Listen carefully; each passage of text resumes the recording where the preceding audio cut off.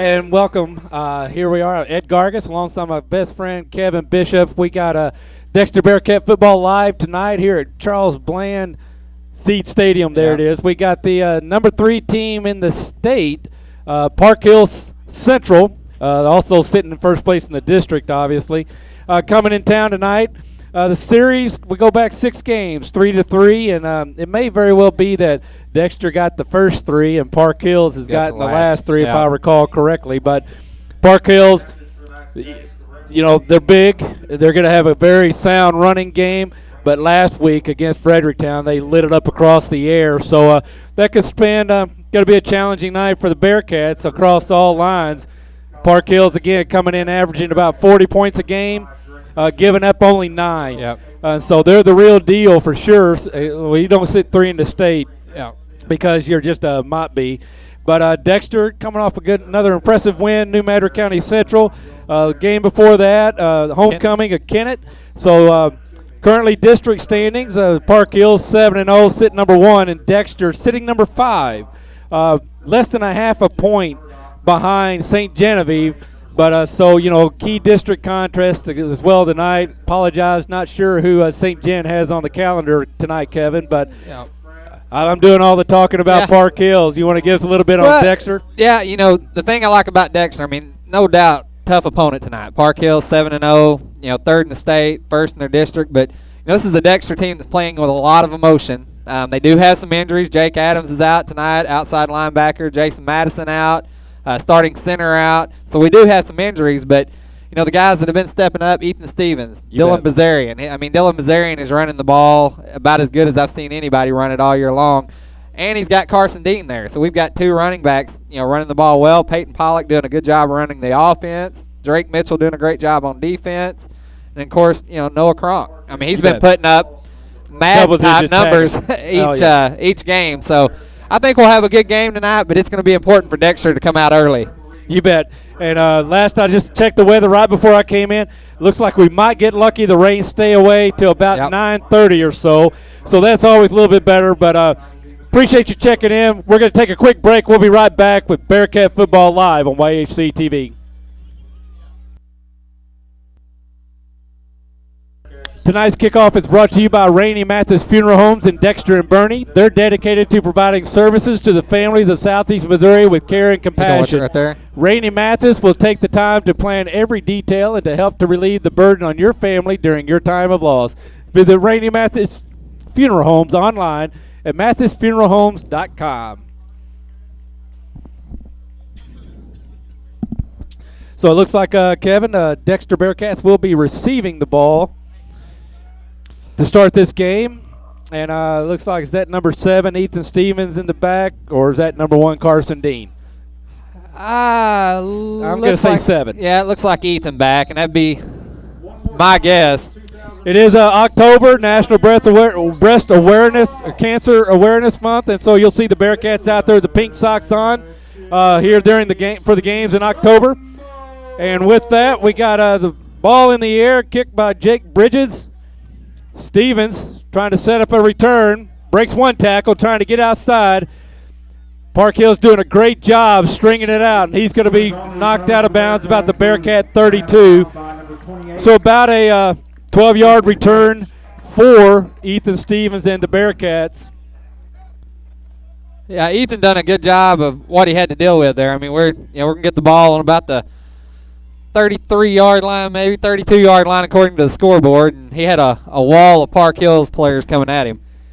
You bet. So again, as Kevin said in the pregame, Peyton Pollock, I'm not going to say under center because I think I've only seen 1 snap under center all year from the Bearcats, but at the quarterback, and he's got number 9 there in the backfield with him, that being Dylan Bazarian, and Dylan putting up some very impressive numbers too from the backfield.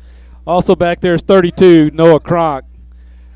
So Peyton, quick pitch out to number 31, Austin Aldrich, the senior with the catch. Gain of about 5, brought down by number 2, Tristan Pryatt. Well, and I like that play for the first play of the game. It gives Peyton a chance to feel a little bit of confidence with the ball. I mean, a little short, easy pass. It's going to be wet out there tonight, so, you know, not sure how much they're going to be able to throw it downfield. Already received a text, Ed, from Renee Stafford. Said she's tuned in watching the ball game tonight. Thank you, Renee. Appreciate you watching.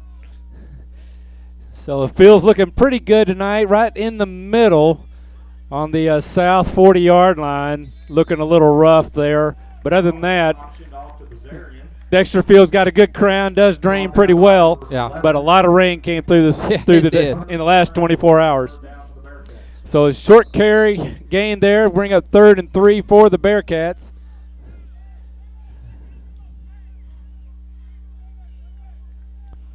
Got Austin Aldridge and Ethan Stevens here wide out on the near side.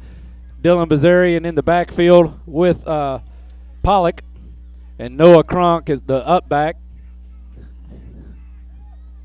Pollock looking to scramble. Oh, and had to pass slightly behind Austin Aldridge, unable to come up with it, so it's going to bring up 4th and 3. But Peyton did a good job there, almost showing run the entire way. And Austin did his job. He got to step out in front of the defender, but the ball just slightly behind him. Tough pass on the run, kind of back behind Peyton there. But good effort by the Bearcats, but Ethan Stevens back in punt formation now. Deep for the Park Hills Rebels will be number, I think it's 18 back there, Clayton Crick. Great punt by Ethan. Crick with the return from his 15. He's got a lane, gets outside, turns the corner at the 40, turns up, brought down the 46-yard line by number 34 of Dexter, that being River Chisholm. So good return by Park Hills, about 31, 32 yards. Yes, it is. So excellent field position course. Bearcats, we've seen that a lot this year, but their defense, kind of that bend don't break, especially last few weeks, and so we'll see how they're able to cope with opening drive here from the Rebels. Going deep across the air, wide open was the tight end, number 40. He scrambles around the D-back, and he's tackled across the pylon for a touchdown. So touchdowns for Seth Rush from, number 40 is Drew Harlow. Pass complete from Jake Bridges. And just like that, 54-yard touchdown, Park Hills. You know, anytime you see a guy that wide open, you immediately think there had to be a missed assignment somewhere. You know, maybe Park Hill's seen something in what we've done in previous games that left that play open in the middle, but there was nobody near him.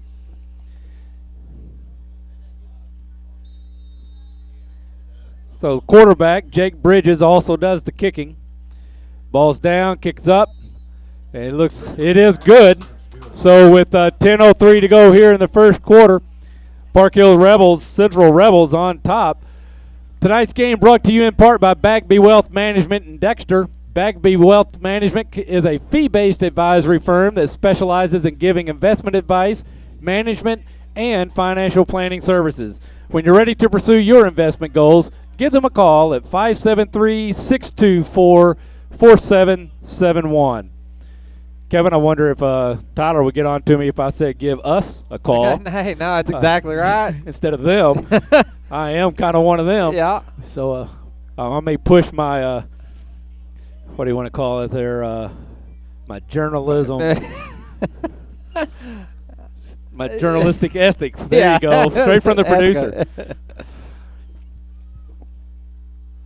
Well, we do appreciate Bagby. I mean, it's been a family and a business that's been a big part of this community for several years, Ed. Yes, Mike, as well as his dad, Jerry, two businesses could be kind of in the same stream, but totally different. Yeah. Jerry being very successful in the commodity business now in global fuels, biodiesel, but Mike just extremely talented in the investment world. And so either way, there we go. Kick returned by number 23, Tim Spence, brought down at about the 41-yard line. So Dexter Bearcats, pretty good field position for their second possession. You know, this is an early assumption, but and not being too critical, but it seems like Dexter seems a little flat down right now. You know, if you look at the sideline, not a lot of emotion down there. Maybe a big play would be enough to spark them a little bit. You bet. Well, too, it's a little wet and a little more cool here at Bland Stadium than it has been all year, so it takes a little bit more to maybe kind of get the blood going there. But Pollock pass incomplete, intended for Stevens, slightly overthrown. Let's bring up 2nd and 10. This looks like we'll have Austin Aldridge here on the wide out, Ethan Stevens the slot. And then at the top, Jason Jarrell wide out. Looks like Kronk and Bazarian in the backfield with Pollock, excuse me.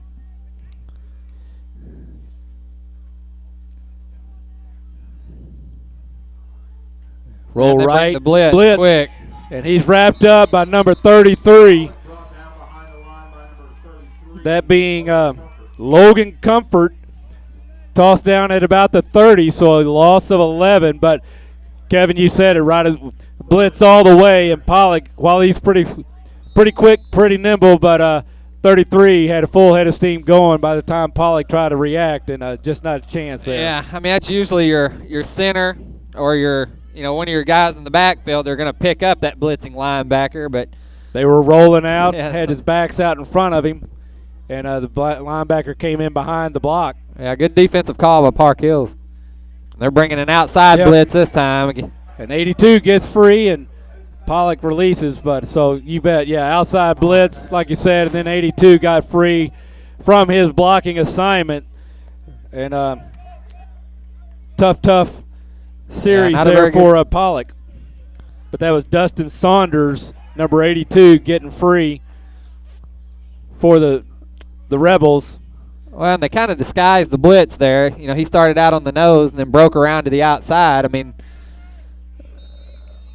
it's hard to pick that up. I mean, if you're an offensive lineman, you're not expecting that to come. So Clayton Crick deep for the Rebels. Stevens. And it's blocked after the high pick. Stevens did a great job just to handle the snap. Try to get a quick kickoff. And nice block there. Number 15 coming around, threw his arm up.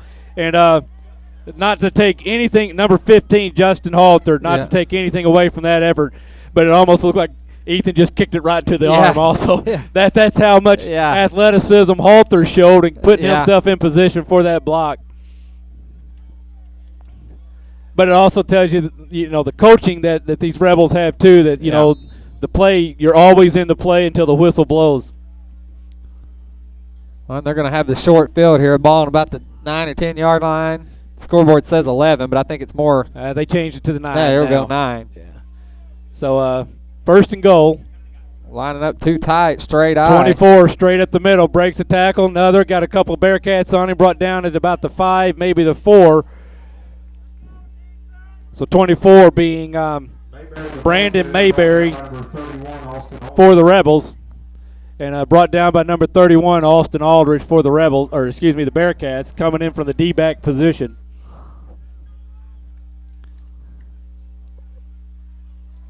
So these Rebels looking to really deflate these Bearcats early on. Pitch out to 24, Mayberry again. He's going to counter into the untouched, into the far side of the end zone. We got a flag on the play. Kind of in a position of holding, maybe, but we'll see what it is, as it was away from the ball. Well, and there was a Park Hills offensive lineman on his back, so I'm not so sure it may not be a unsportsmanlike penalty on the Bearcats, but we'll see.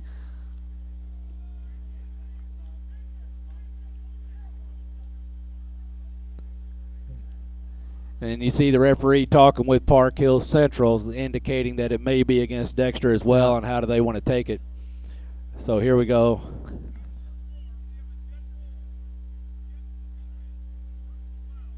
Dead ball, personal foul against Dexter. Dead ball foul against the Bearcats will be assessed on the kickoff. So that penalty yardage will be assessed on the kickoff, and we'll see Jake Bridges for the Rebels attempt his second point after try.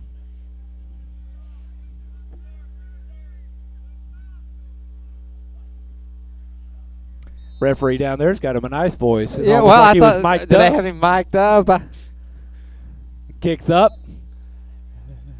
And it is good. So now with 8:19 to go, or just a mere almost 4 minutes gone in the first quarter, Yeah. Park Hills Central Rebels on top 14-0.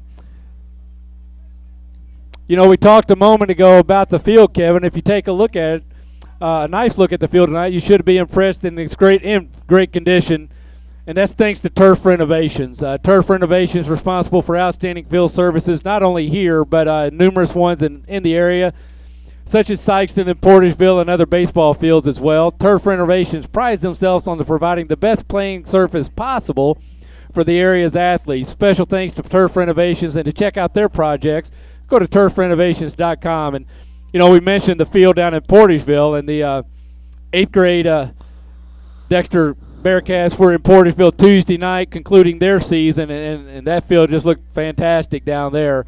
8th graders, Dexter was victorious. Good. 30-12, finished the season 5-1. And again, some of my broadcasting liberties here. Number 4 for the middle school Bearcats shares the same last name as me, but had 3 interceptions. 3 interceptions, big night. Finished the season with 6 of them. One of them a pick 6. So proud daddy at the moment. Yeah. We'll move on past it. But a great effort. Caleb Hoggard, again, an outstanding rushing event after he missed the Kennett game, and so he was anxious to be back in there. A lot of tackles also on both sides. So talented group of guys there. It'll be fun to watch them over the next 4 years. You bet. And so kicking off from the Bearcat 45 because of the personal foul, it's going to go into the end zone. So the Bearcats will start on their 20. So, yeah, we got 8:19 to go. Park Hill's coming out. No, the first series, they showed us, hey, we can do it across in the air. Mm-hmm. We did it all week last week against Fredericktown. And then they came back second series, very, very short field, like a 9-yard field. And, you know, 2 running plays, ran it right up the middle and showed they could get it outside as well. And so now Bearcats got a little bit of a hole, or a big one. And so let's see how they react here early in the ball game, and see if they can't mount some type of sustained offense here and get things going. Well, their first series was not that bad, even though they punted. But Pollock under pressure tries to get outside, wrapped up by number 2 and brought down by number 33. So Tristan Pyatt and Logan Comfort on the tackle after a gain of almost a yard, bring up 2nd and 9. So those Rebels, you know, that all that was number 2 staying home and you know, and playing his position. He didn't get swept up, and watching the momentum go one way, he knew his assignment was on that side of the field. And when Pollock turned around, lo and behold, Park Hill's doing what they're supposed to be doing. It didn't work out well for the Bearcats. Yeah, they've got a sound defense. I mean, these guys, they look disciplined. They play hard. They fly to the ball, stay in their lanes. Just as I say that, they get a got a penalty. Got a penalty, but you know, we talked in the pregame. They're scoring 40 a game and only giving up 9. You don't win by an average of 31 points because you're not a talented team, but a lot of that talent's also you're a disciplined team. And like you said, we brag on them shortly, and while we're bragging, they're going to give us an encroachment. So that's going to make it 2nd and 4 now for the Bearcats. Well, and that's going to happen with an aggressive defense from time to time. I mean, they're trying to beat that snap count or jump the snap count. So, you know, not a bad penalty as long as you're not doing it several times in a game.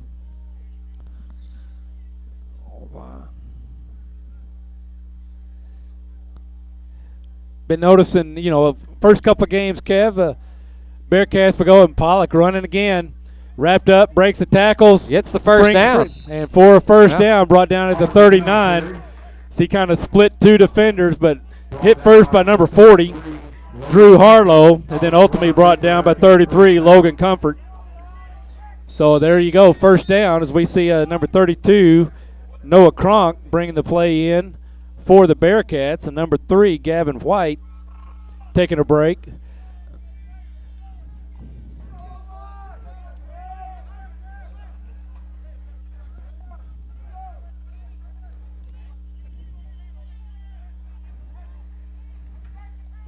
Hand off this time to Dean. Gets through, breaks the tackle. That's Tim Spence, excuse me. So he's brought down after a gain of just over 10 yards, so good enough for a first down outside on the other side of the Bearcat 46, or right at the Bearcat 46. Well, it was good enough that I seen a little bit of fire on the sideline after that run. I mean, and it was deserved. I mean, Dean had to run that ball hard. He got hit before the first down marker. Again, I said Dean, but it was Tim Spence. Was it Tim? Okay, I apologize. Number 23, but he did a great job too. He's not overly a sizable guy, but he kind of kept his shoulders down, tucked in behind that line, and just kind of snuck around the outside. This time trying to go the same play the other way, and Park Hills kind of said, I don't think so.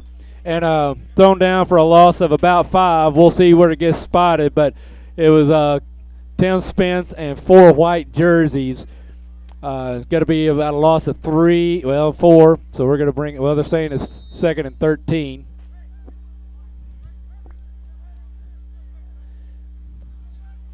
So Tim Spence, Noah Cronk in the backfield, Noah the up back. Near side here looks like Austin Aldridge and Gavin White.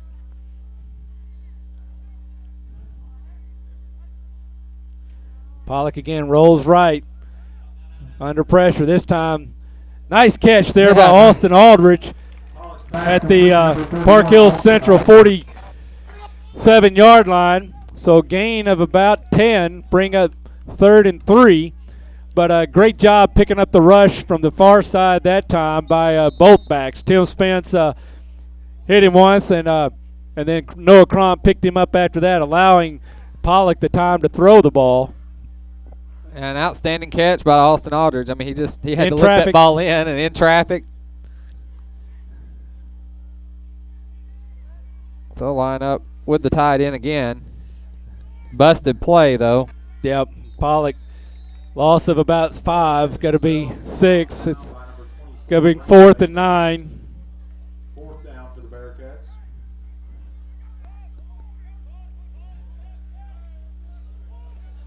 So here we are, Ian, for the punt. And you said in the pregame, starting center is out.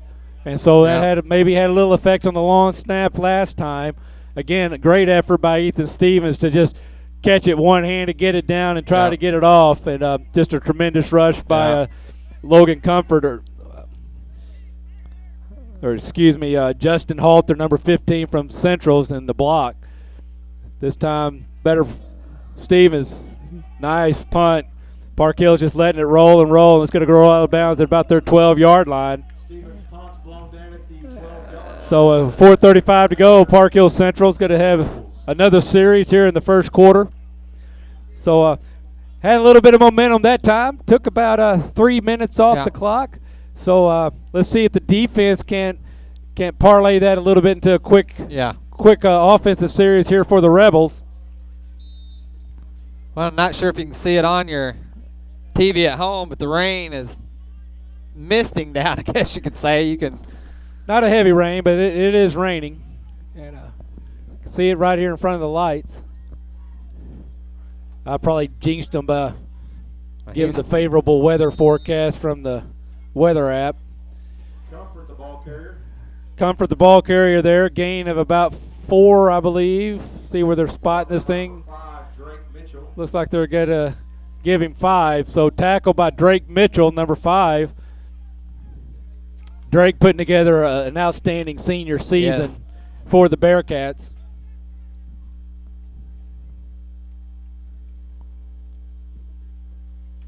Quick handoff inside again to, I believe it was 33 again. Or nope, 24 Mayberry. It'll be 3rd and about 4 or 5. Looks, at the 20. So start on the 12. They've got 8. So it'll be. And this defense needs to get fired up here. I think it's been enough to get the Dexter Bearcat fans back in this game. You make a stop right here. You bet. 3rd and 4.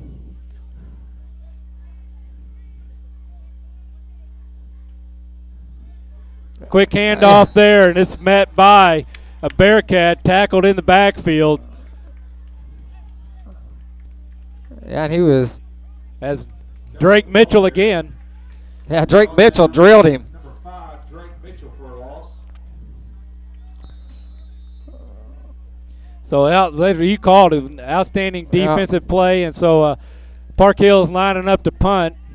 Ethan Stevens, be deep for the Bearcats on the return. Snap. Nice rush by the Bearcats. Short kick. Yeah.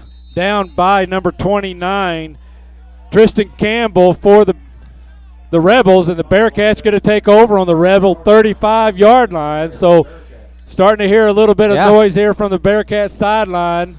Again, a tremendous rush on the punt. I'm not saying he got it rushed or anything or hurried his kick or anything, but only about a 30-yard kick for the Rebels.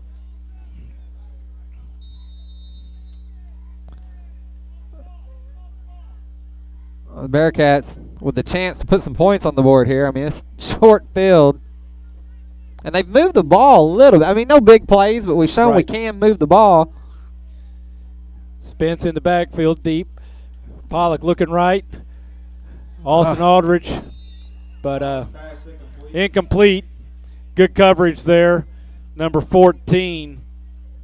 Well, and you start to sense that Pollock's felt that pressure all night. He might have let that ball go earlier than he normally would have, but he knows he's had somebody in his face all night long. So, excuse me again, pass intended for Austin Aldridge, but defended by number 11, Hunter Strange for the Rebels.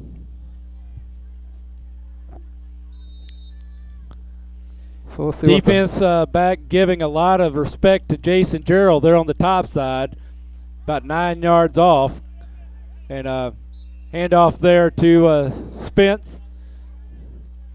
Gain of about 1. Not quite that much.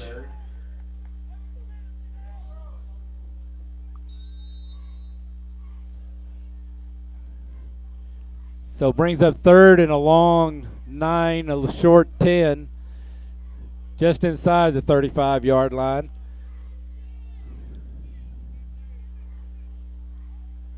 Stevens and Gerald up top. Stevens in the slot. And here comes the blitz. Yep. This time they look to the left. Pollock tries to turn it around. He is met by big number 75, Colin Best.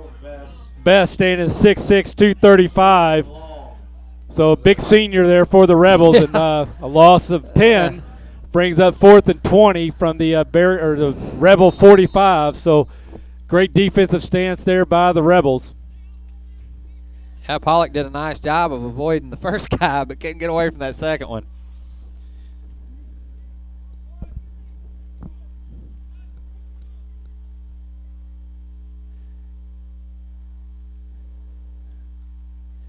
Rebels setting up the return. And ball lands right on the out-of-bounds line. Going to be spotted dead at the 9. So nice kick by Stevens, pinning the Rebels inside their 10-yard line with 1:16 to go here in the first quarter.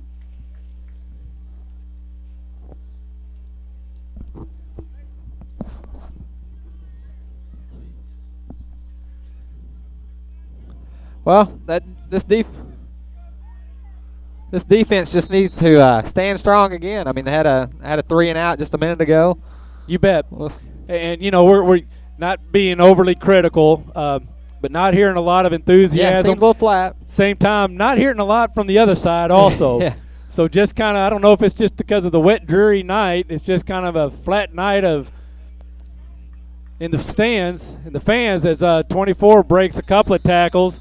Finally brought down by 3 Bearcats.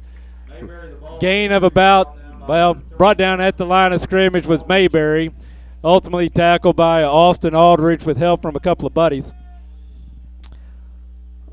And it's still early in the game, but you still wonder, how are those 2 busted plays going to come back to haunt us? I mean, we gave up 14 points on a block punt and a missed assignment in the middle of the field. And it's hard to dig out of that hole against a 7-0 team. Yes, it is. It's hard to dig out of those holes against a 3-4 team. Yep. So a good defense there up the middle. Mayberry again, gain of about 3, brings up 3rd and 6, 3rd and 7. Looks like they're going to give him 4 yards there, so bring up 3rd and 5.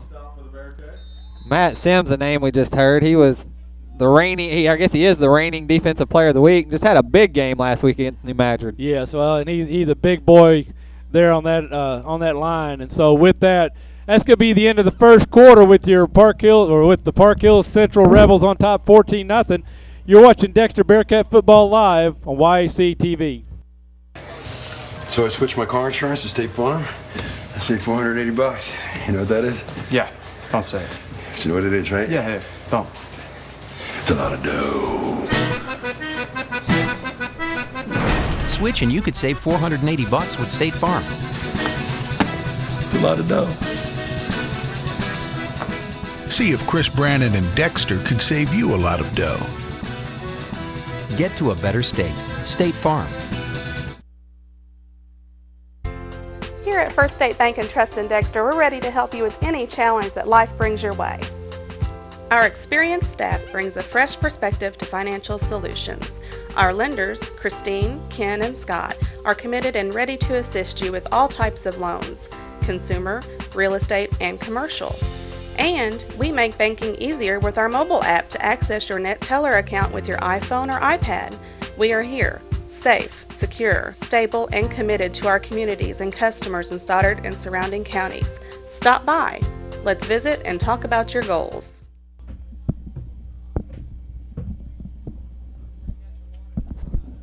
Sorry, Tyler, I lost my mic. Looking for it on the wrong side of my head, too, so not good. All right, so here we go. Park Hills, 3rd and 5 from their 15. Bridges at quarterback. Got a flag on the play as we had number 10, Braden Mannion, in motion for the Rebels. Well, and it's got to be against the Rebels. False start, so that'll back them up 5 yards, brings up 3rd and 10 from the Rebel 10-yard line. Well, that's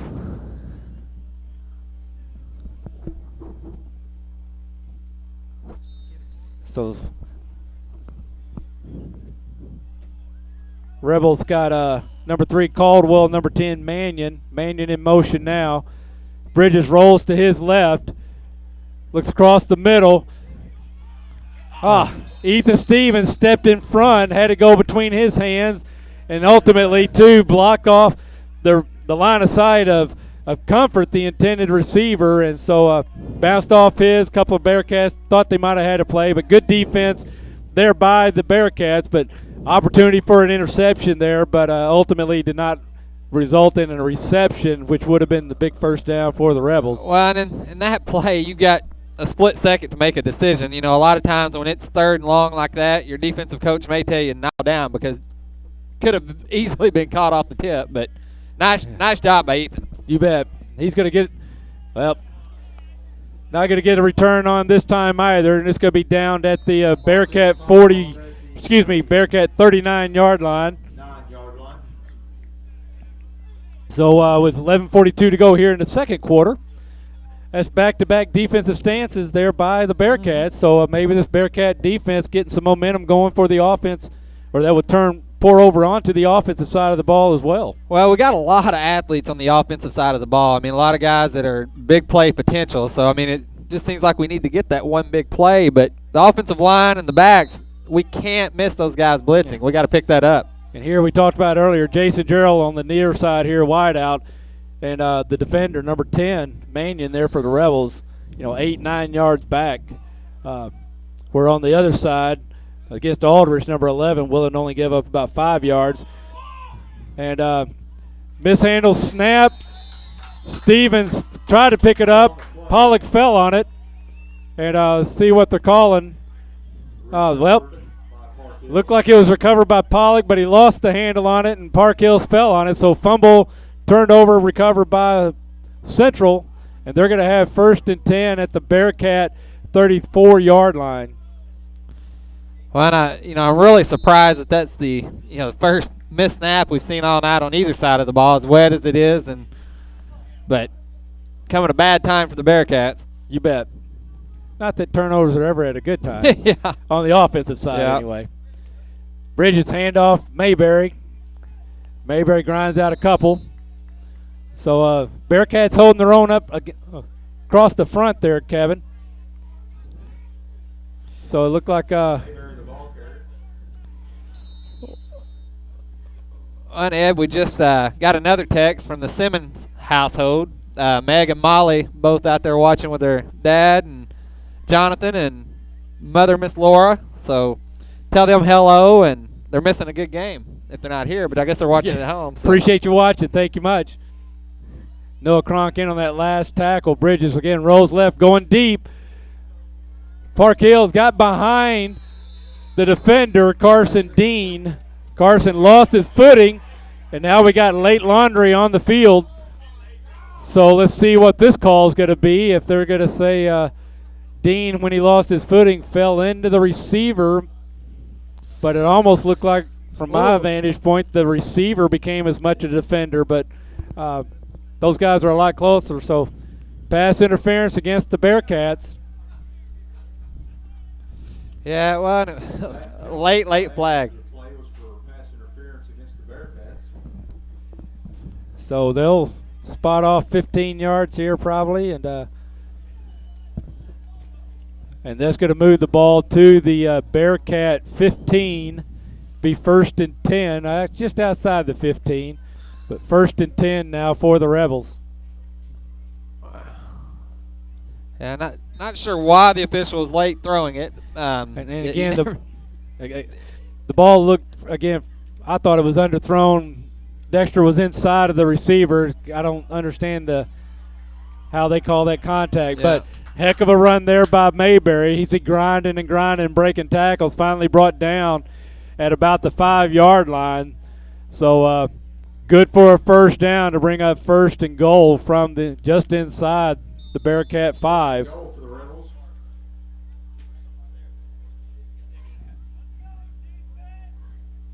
Rebels. We need this defense to stand strong as they have in the last 2 series. The plays like that, that kind of motivates that offensive line. But here goes Bridges rolling right. Throws it underneath into traffic, knocked down by Austin Aldridge. Second goal. But he's got number 11. I say he, Bridges, Park Hills.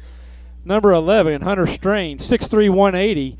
He's kind of standing in the corner, being defended, by Carson Dean, who's given up 5-6 inches there. Thought he might try to go high in the corner, but saw a seam underneath, and Austin Aldridge there to slap it down. Now then you see a tight formation.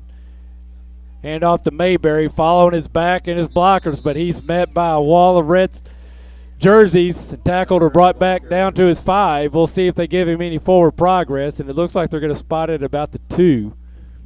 So a couple of yards there.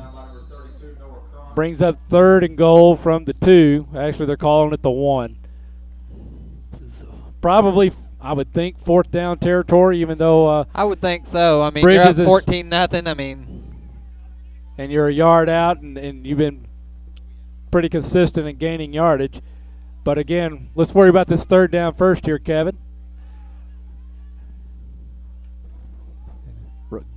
Dive up the middle, and he gets across the line. And so touchdown, Park Hills Central with 9:32 to go here in the second quarter.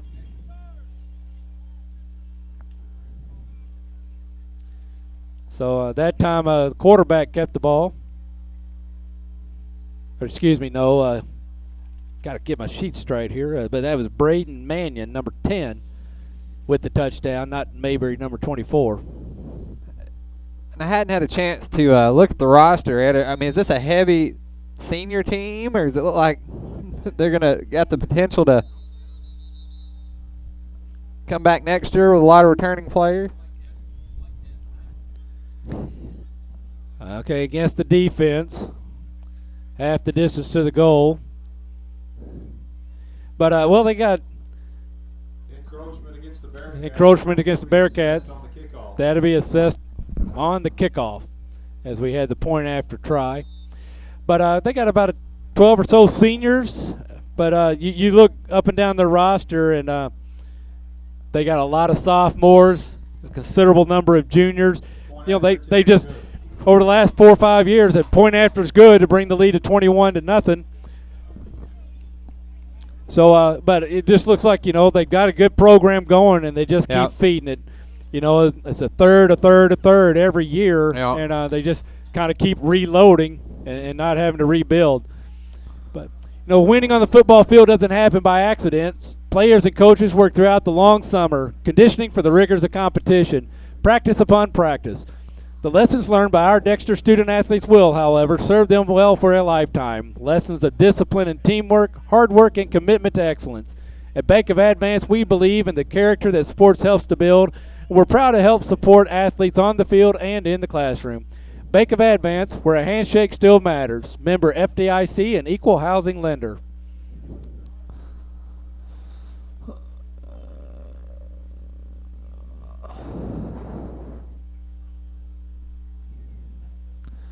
Well, with two consecutive times, the Bearcats are going to most likely start out with a touchback because of a penalty.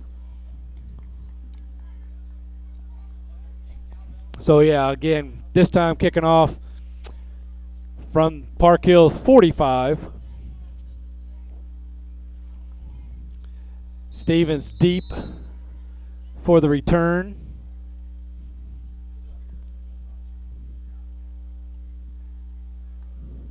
Bridges with the kick into the end zone. So Bearcats will start on their 20. 9:32 to go here in the first half. Pretty well been mostly, if not quite all, but just about.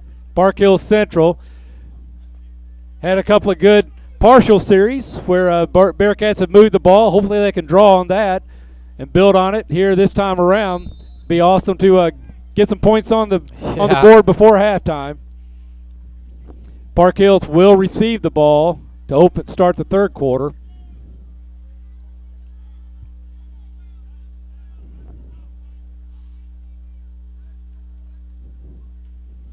Pollock back, again the rush. Scrambles, gets it loose, incomplete. Pollock's pass incomplete. Intended for, I think, Austin Aldrich. Yeah, I believe it would be Austin on that side because we got Stevens and Gerald on the near side. Yeah. So also see Gavin White here on the near side as well. And I tell you what, that with that little rain that came through just a second ago, the temperature's starting to drop. And it's either that or the breeze coming through one, making it feel cool up here.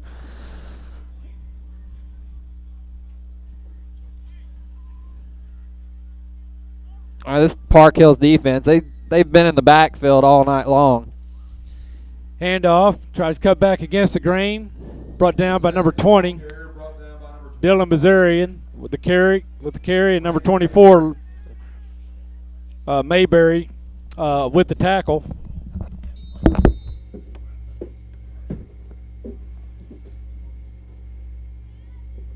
The clock ticks down. 9 minutes to go now here in the first half.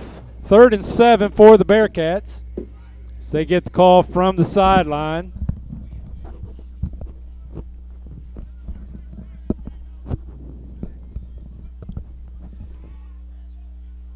Pollock's got a lane. Tries to go over the defense. Pass complete. Stevens breaks the tackle. He's got room in the middle. Got to be in pursuit by number 11. Well defended by number 11 as Stevens tried to get him off his feet. And he's brought down at about the 5-yard line. So 27 and 45, call it 68-yard pass completion. Pollock to Stevens between 3 defenders.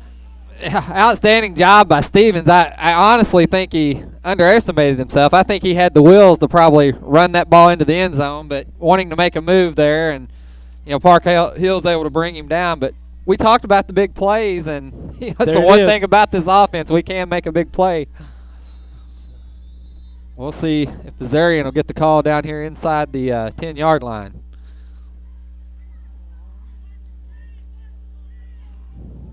Lining up with extra help from Noah Cronk. Handoff. Fake by Pollock. Scrambles, gets loose, and he's going to make it to the corner. So touchdown Bearcats here with 8:06 to go. So great run. A great sell by Spence with the fake handoff. And then Pollock breaks one tackle, able to spring loose to the outside scampers in for the touchdown. And we'll see Jason Jarrell here for the point after try. Stevens will be the holder. Jason Jarrell. And so missing one on the on the point after try, and Spence runs out. So they need to get set. Again, Stevens the holder, Jarrell the kick.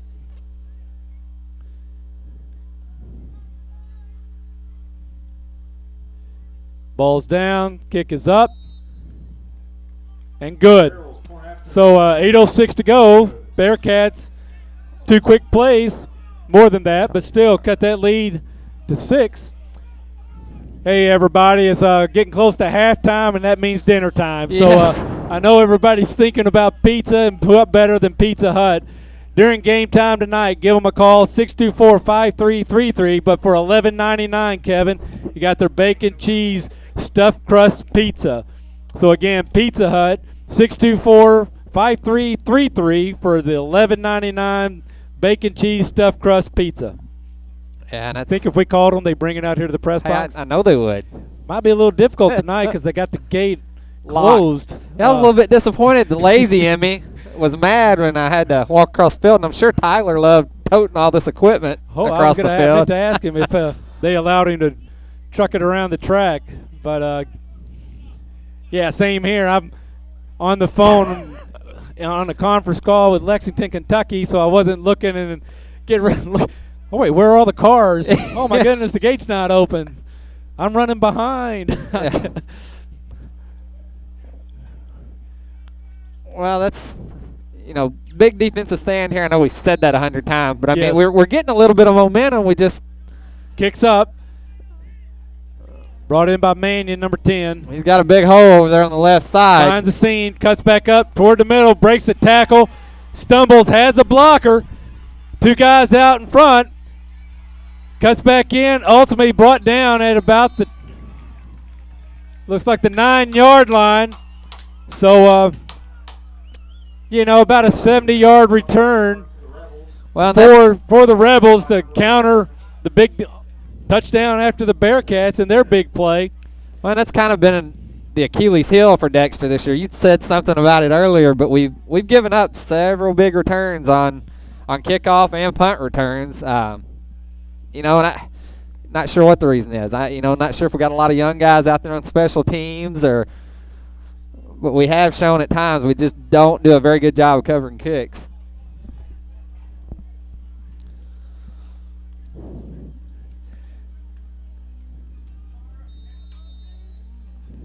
So here we go. First and goal from the 8 with 7:51 to go. 3 backs in the double tight end. We got encroachment on the Bearcats. There was a tap there, but I'm pretty confident they didn't knock the center down. At best, he kind of lost his balance, I would think. But either way, it was encroachment regardless of what happens with the center. And so that's going to bring it up.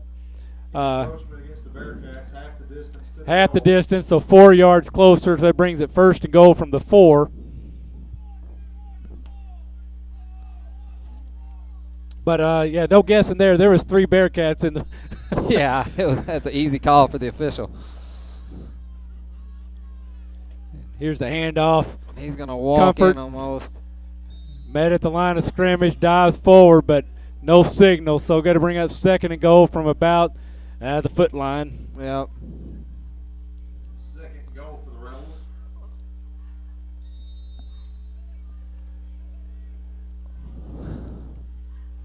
Well, I'm sure Dexter will be bringing everybody here, so. Yeah, and everybody's in the box. And there it is again. And we see the signal. So touchdown for the Rebels. 7:17 to go. And they're in the end zone for the 4th time tonight.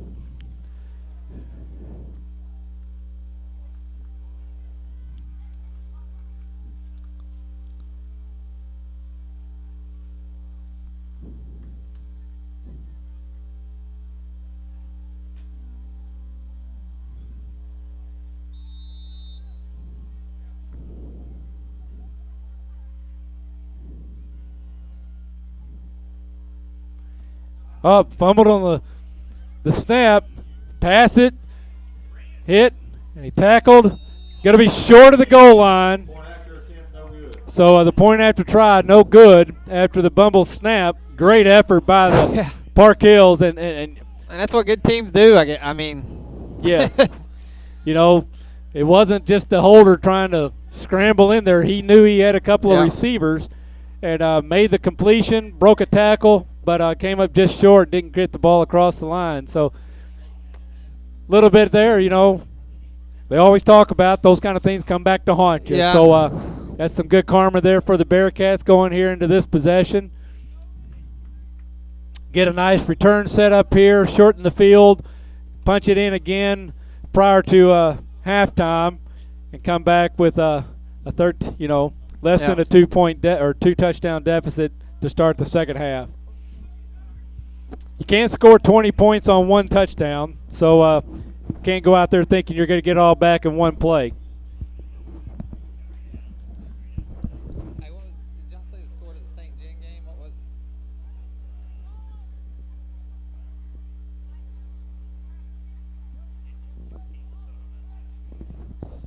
Just got word from our Park Hills friends. St. John is playing DeSoto tonight. DeSoto tonight, and they lead 16-0. Okay.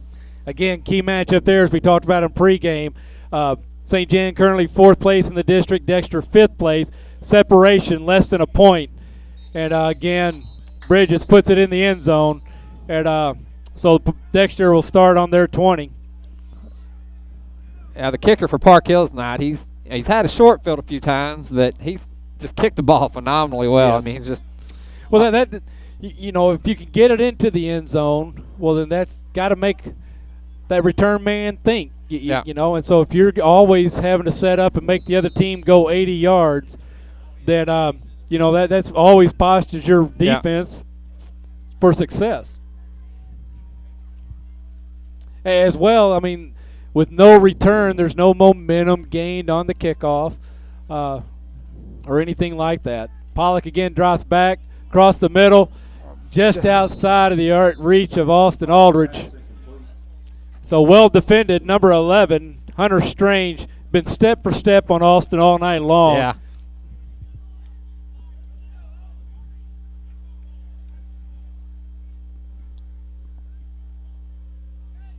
It looks like, I don't want to jinx them, but it looks like the offensive line and Coach Beck, they've figured out how to pick up some of these blitzes. Last handful of times, Peyton's had a little bit more time to throw the ball.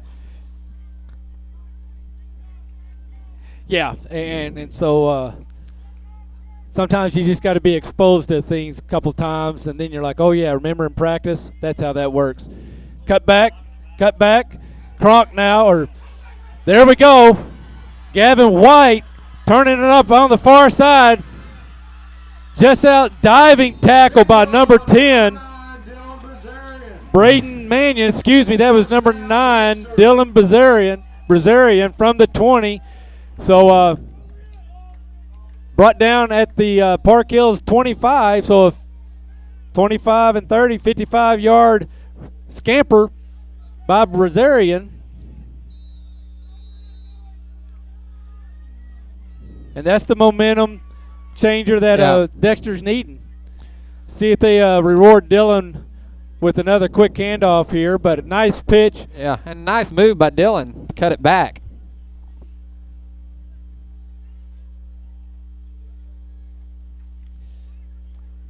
Pollock again fake the handoff, goes up the middle. Going to be brought down at about the 20. So a gain of about 5. See, they're going to spot a little shy of the 20. So gain of 4. Bring up 2nd and 6 from the 21.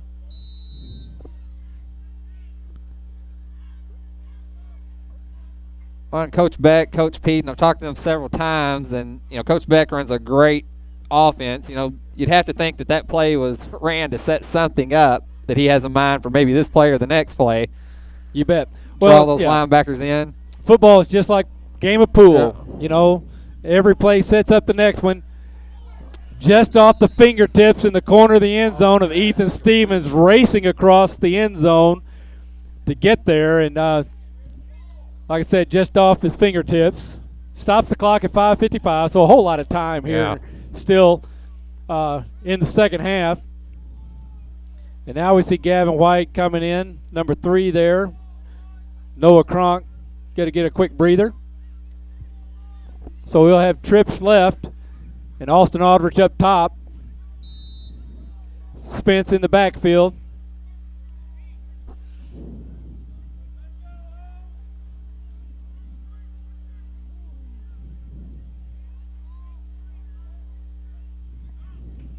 Pollock looking right. First down. Missed one tackle and hammered.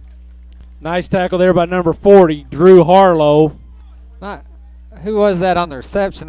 31, Austin Aldrich there up top. I thought Austin had on a red glove earlier, but maybe I was seeing things wrong. Pollock's pass complete to Noah Cronk. Oops, excuse me. It's a 32, not a 31. So Noah Cronk slipped out there wide. We've said it every game that these numbers are just so hard to read from the press box. And when the red gets wet, it's almost impossible. Yeah. If they're not on the near side in the 50-yard line right in front of us. Pollock looking to keep it. Hit, bounces, Pollock grinds it out. Brought down at about the 8-yard line. Brought down by number 24, Brandon Maker. So gain of about 5, maybe 4. Going to be 2nd and 6. Pollock, he's kind of lanky built, tall guy. You wouldn't think he would run with as much force as he does, but when he runs up the middle, he runs that ball pretty hard. The head down, shoulders downfield. Let's see what the call is going to be here. Rolls left. Cronk breaks a tackle, hammered down at the pylon for a touchdown. So nice hard run there by Cronk. Broke through one tackle, gets wrestled, corralled really, and kept that head down, the legs going. Pounds the ball down on the pylon. Good for the touchdown as the pylon is inbounds. And just like that, with 4:40 to go, second touchdown this quarter by the Bearcats. And we'll have Ethan Stevens, the holder, and Jason Gerald with the kick. Noah getting some shout-outs from the press box here. Kicks up. And good. Well, Noah, we talked about it, but he's had a great senior year. I mean, chances are at the end of the year, at the very least, he'll be all district. And he comes from a good family. Daryl and Carla, I know they're proud to see him put up such a stellar year, and just couldn't ask for better people. You bet. So 4:40 to go. Lead now cut to 13. It's I smell fish is what I was rubbing at there, Ed. Oh yeah, it's Fiddler's night tonight. So again, 4:40 to go. Now again, Park Hills has shown us. I think they only need about 13 seconds to score. Yeah. Anything over 50 yards. Yeah. And well, actually, they returned a kick just shy of the end zone last time around. So. Hopefully we get a quick 3 and out here from the Bearcats. An opportunity to maybe punch it in one more time here in the first half. Yeah, it's kind of crazy. This Dexter defense has looked so solid at times, but then just, takes a little bit to get warmed up. But you talked about it a moment ago, Kevin. Here's the onside kick attempt. Ball's loose. Bearcats are there. Looks like they could be on it. Not seeing a signal yet from the officials. If they're going to start pulling the bodies out of the pile, we'll see how it goes, as there's not any indication from the players on the field either. And Dexter saying they have it. And so Dexter recovers the onside kick. They'll have the ball at the Park Hills Central Rebels 40-yard line with 4:30 to go here in the first half. But just getting ready to say, Kevin, prior to the onside kick that you talked about a couple of series ago, busted play and this or that and a blocked punt, and you spot them 14 points. Yeah. And now you find yourself, halfway through this, or, 2/3 of the way through the second quarter, and you're only down 13 points after spotting them 14. So you got to be, I'm sure these Bearcats are finding some motivation on that. The coaching staff is as well. Yeah, I like the emotion you're starting to see on the sideline now. And there's going to Inside be pitch. looks Flag like, on the field, though. Typically a holding location for that flag. Could be holding or maybe an illegal receiver downfield. I mean, No, Kronk, the ball carrier. So Kronk- Penalty flag on the play. because it was a forward pass. Chop Chop block against Dexter. So that's going to bring it back. Well, we have the luxury of being just next door to the. Penalty flag We're kind of against in the the middle of Bearcats for both chop teams' block. coaching staff, and after that play, I mean that was enough to get the Dexter Bearcats coaching staff, Coach Beck's up here, Coach Thrower. They seem pretty fired up, wouldn't you say, Ed? Absolutely. And hey, but since they're standing right beside us, and I know they're not paying attention, but they hear us a little bit, you can't say anything more about the professionalism of the Park Hill Central coaching staff up here. They're stoic. They are not getting excited. They are not coming unnerved. They're like, this is just all part of the game. We've been here before, done this. And so that kind of stuff rubs off on the players, too. Yeah. Your coaching staff gets upset, then players get upset. So that's a shout-out and a pat on the back to those guys here helping out upstairs the Park Hills. Pollock tries to get outside. He's going to be met, wrestled down from behind. Pollock kicked it himself, brought down by Number 24. So Brandon Mayberry getting it done on both sides of the ball now, offense and defense. As we've called his name several times now with tackles. Well, So a loss, well, after the penalty, bring it back 10. Well, maybe they brought it back 15, excuse me, because of the Yeah. chop block. And then really no gain, inches. So 2nd and 25 from the Bearcat 45. Jason Gerald wide out close, got trips up top. when they've had Noah Crunk in that backfield blocking all night, we'll see if this hurts them right here not having him back there. And here comes the blitz. Inside screen. Great Number call 9, by Dylan Coach Beck, Bazarian. Coach So, Peden. nice run by Dylan. Splits a couple of defenders and brought down at the original line of scrimmage. So we'll bring up 3rd and 10. And you heard Park Hill's coaching staff there too calling it hold screen, screen, screen, and there it was right up the middle.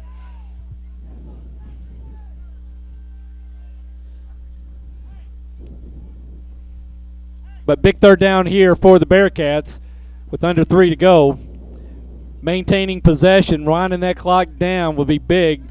Not to give these Rebels another opportunity. Pitch way outside, looks like a missed route. Pollock's passing. As 4th and 10 for the Pollock Bearcats. went wide and both receivers turned inside. But Pollock, he, under pressure, had to get rid of that ball also. So we're going to have a punt now. 2:47 to go. Stevens a drop back.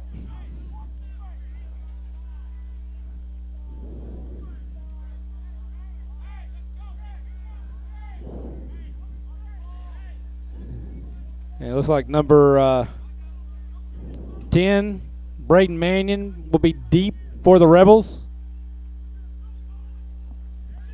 Fake it. Stevens. Pass. Complete. Nice tackle by Park Hill. Yeah. So a gain of about 7. Going to be about 3 yards shy. Downs, 1st and 10 for the Rebels.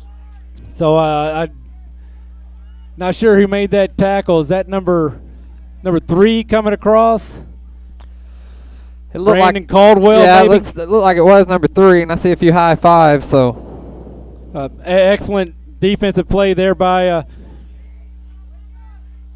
the Rebels. They strung Stevens out. Now Stevens, he grew up playing quarterback, Yep. so for him to throw is not unheard of. Yep. Middle school quarterback for this class, but had the receiver, but had to throw underneath the coverage, and then hope for the yards after the catch to get the first down, and just a big time hit by the Rebels there, bringing down the receiver 3 yards shy. So Brandon rolls to his right this time. That double route, complete. Oh, off the hands of number 10, but came in, and rolled out and gets the defender coming inside toward the sideline as well. And then he broke up field and gets that in. Great recovery there by Austin Aldridge. But if that ball had been an extra yard out there and Brandon Mannion catches that in stride, then we would have been kind of hearing the Price is Right womp womp. Yeah. Well, Austin, bad deal for the Bearcats, but yeah, Austin did. I mean, he was cracking down, and he did a good job of recovering there. handoff this time, straight up the middle for Mayberry. And you got to be a gain of about 8. So we'll have. Oh, excuse me, that was Comfort, number 33. It's going to set up to be about 3rd and 2. 3rd and 2. Looks like Park Hill's kind of starting to rush a little bit as we hit the 2-minute mark here left in the half. I believe both teams have all 3 timeouts. Hand off again to Comfort, right up the middle. Brought down by Stevens after a gain of about 10. So first down. Ball will be at the Bearcat 47-yard line.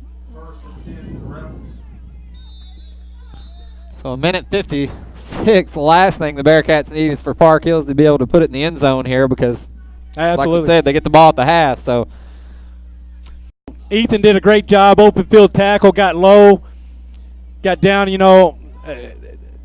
him low. Would have, maybe old school, would have liked to have seen a little more wrap up on that. But fake. Now they're going to screen going on to Mayberry. Wrapped up, and it's going to be tackle for a loss. So great defense there by the Bearcats. Flag on the play. And see what the call is going to be.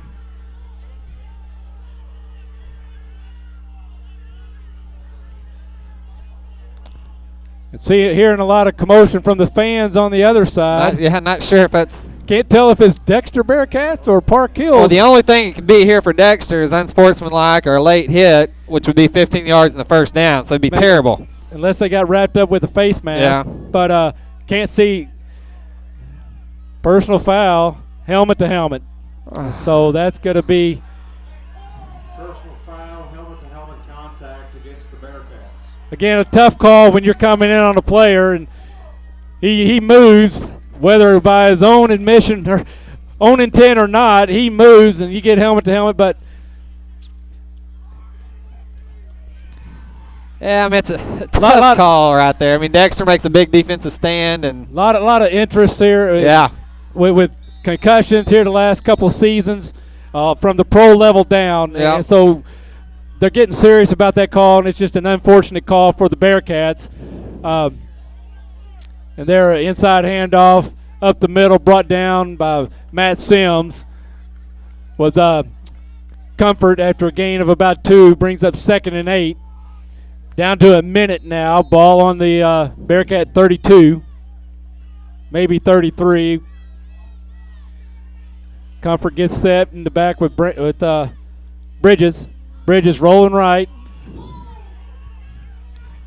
Under pressure, inside under the coverage to Mannion, and tackled out of bounds. And now we've got a flag on the play. And that looks like this flag, I believe, will be against Park Hills. I mean, there was 3 white jerseys and 1 red jersey, and he was on his back. So. Oh. Got a hands to the face against the Bearcats. Personal foul, and now then we got another flag, probably going to be called against Coach, as he's being talked to by the referee. And so Coach having his discussion with the referee giving him his time to talk, and making his notes there. So we got personal foul, hands to the face. That'll be 15 yards. Then we'll see how the unsportsmanlike against Coach comes out on this as well. But I mean, for you watching at home, I was watching the sideline. Of course, my ears can't hear what's being said down there. But Coach Peden didn't appear to get out of line on the field or anything in that fashion. And it sounded like Coach Peden was trying to defend himself and say, hey, I didn't say a word. But yeah. So neither here or there. I mean.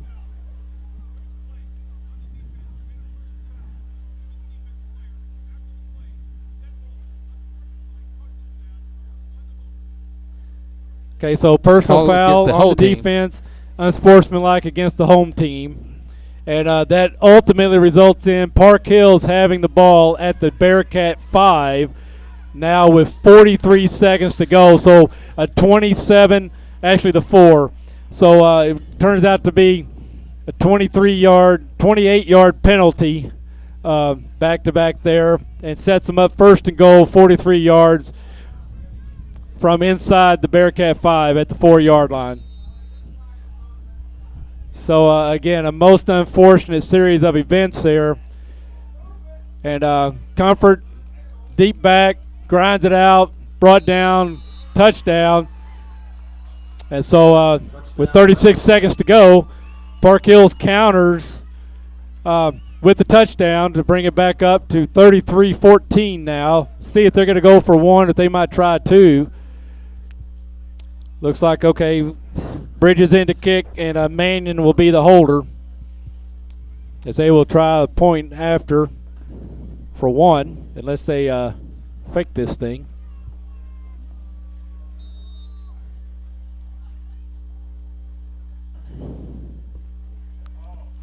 Bad snap over the head.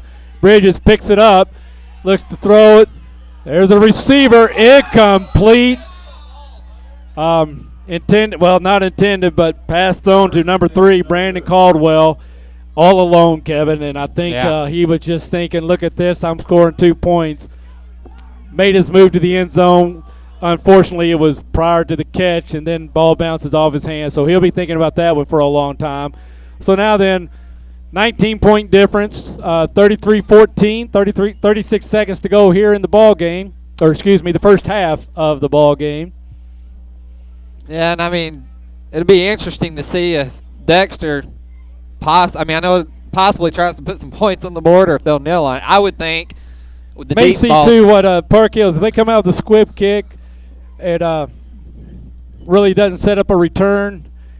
Maybe we go out there and down it and say, okay, let's lick our chops. Let's go talk about it at halftime. They do kick it. It does not go in the end zone. We get some sort of return back on. Have a little momentum after the tackle. Yeah. Coach may say, let's see what we got here, one shot. And then if it doesn't work, if there's still some time, they snap it and take the knee. But so far, Bridges has proven to us every kick that he can put it in the end zone. By a good margin. I mean, it's whether he's kicking it from his own 40 or the Bearcat 45. But Stevens deep.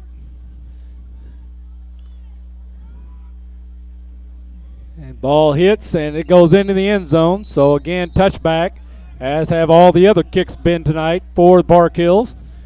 So the Bearcats will line up on their 20 with 36 seconds to go. See Corey Blocker and Doc Gibbon down on the sideline, as they always are. Dexter's fortunate to have 2 medical professionals like that working the sidelines. Volunteer basis, by the way. You bet. Okay, so I don't see any type of victory formation. So see what Pollock's got and Coach calling up. Like Spence being the backfield. Well, it doesn't appear Dexter's going to get under center and kneel on the ball, but looks like Nick Trout here, wide out on the near side. Pollock rushed, passed to Trout, and bounced off the hands, so that'll stop the clock. Well, like to mention out there, Nick, a freshman, so yes. to get to even see the field's phenomenal. And I know early in the season he had a game where he had 2 or 3 catches. So you bet. I know his mom and daddy are proud to see him. But he's thinking, I am a freshman. And I just dropped it. Well, he is. He is. Goodness gracious, how much more do I got to do in practice now to earn my chance back? Yeah. Pollock on the keeper, straight up the middle, breaks the tackle, shoestring tackle. Tackled at about the 15, just outside the 15. Clock continues to run, brings up 3rd and 6. And looks like we may run the clock down and make this the final play. If it's going to be a play at all. Dexter attempting to call into play, so I think they're going to let it run out. So at the half, Park Hills with the lead, 33-14. We're going to take a break, get some stats together, and we'll be back in a couple of minutes to talk about the first half. You're watching Bearcat Football Live on YAC TV.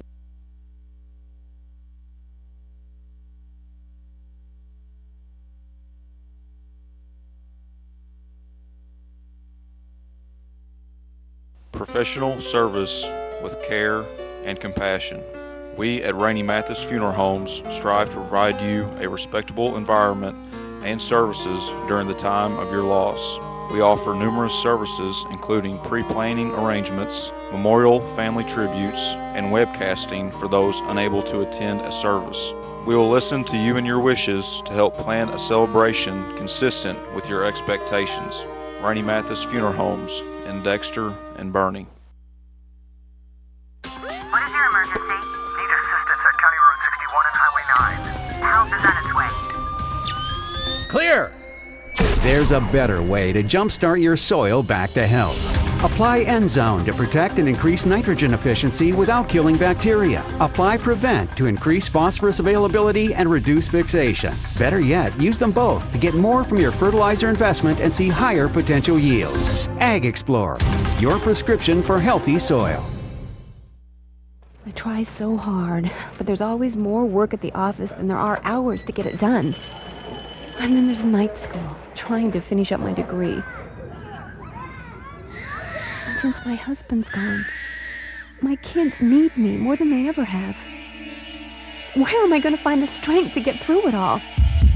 Isaiah 40:31. But they who wait on the Lord shall renew their strength. Do the best you can and trust in God for your strength.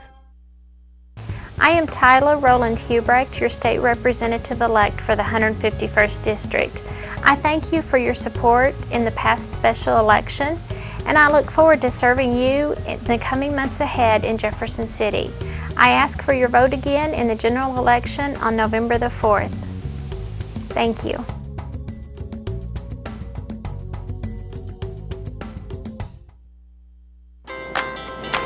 Deposit your check here.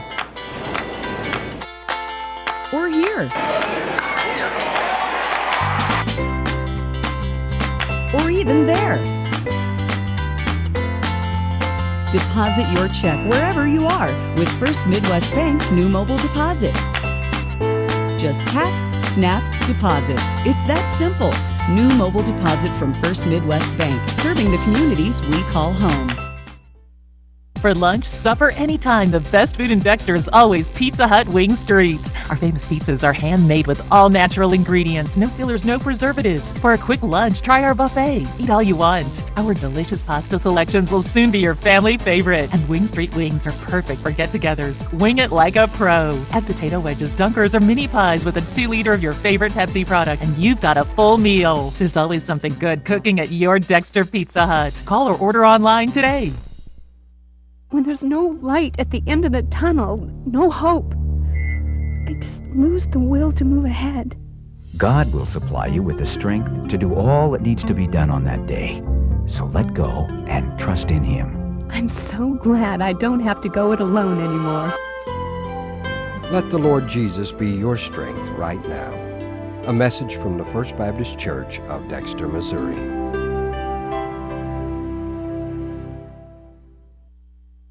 Folks, if you've not been to the Winchester Place, come in and take a look at this facility. You don't know what you have missed. We are very proud of this facility. A lot of people do not realize we're here, what we can offer to them, and what a facility we have. And we would like to have people come by anytime and tour us. You won't find a better place to live or better staff to take care of you anywhere southeast Missouri. I'll guarantee it. We are located at 400 Winchester Drive. Come down Bowman, and we sit on the corner of Bowman and Winchester.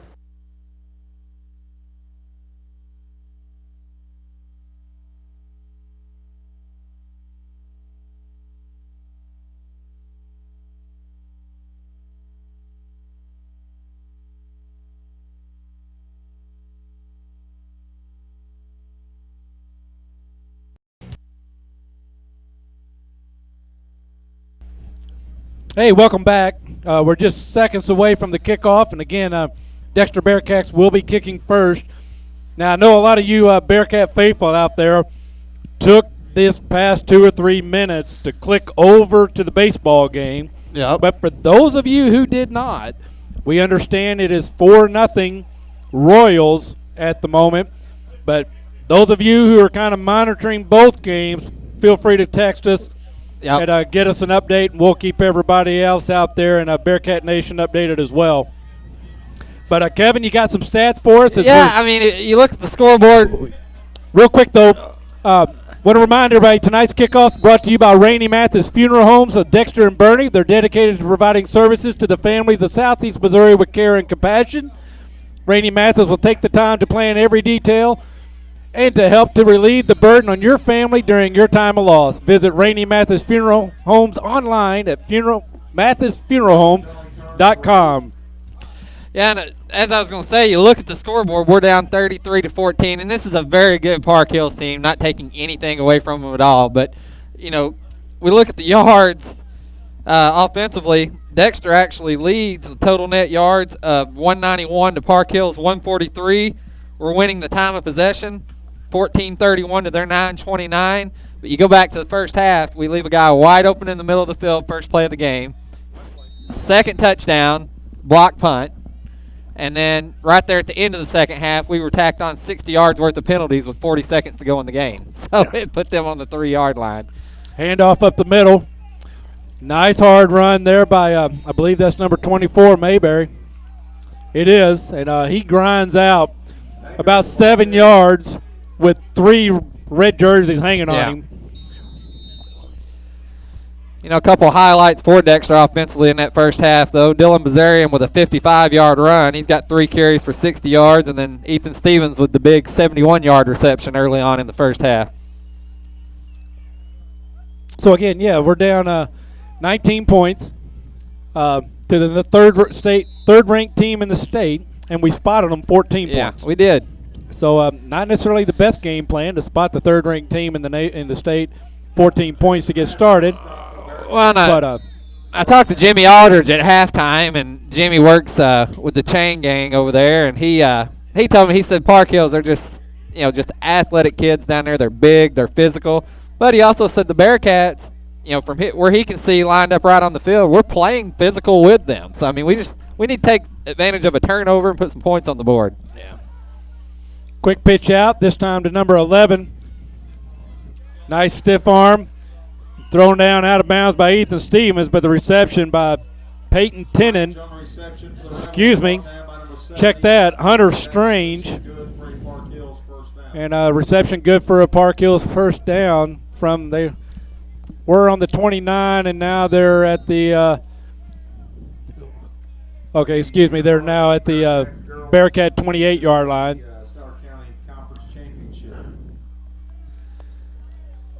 For those of you watching also, just heard that the Lady Bearcat Volleyball junior varsity team won the junior varsity county tournament, the Stoddard County Athletic Association tournament. So congratulations to the JV Lady Bearcat Volleyball team. And I believe then the varsity Bearcats are playing now. Yes, they should for have that started. championship. Yeah, I think the game start time for that was at 8 o'clock. Not sure. 8:35. So I mean, if that first game ran a little longer, they could now just be getting started. But if anybody has an update out there for the varsity game, feel free to let us know about that as well. So now we got 2nd and 10 from the Bearcat 29 handoff to Comfort. Goes off left tackle, met by 3 red jerseys, gain of about 4, and then thrown backwards. So it looks like he's forward progress stopped at the 25-yard line.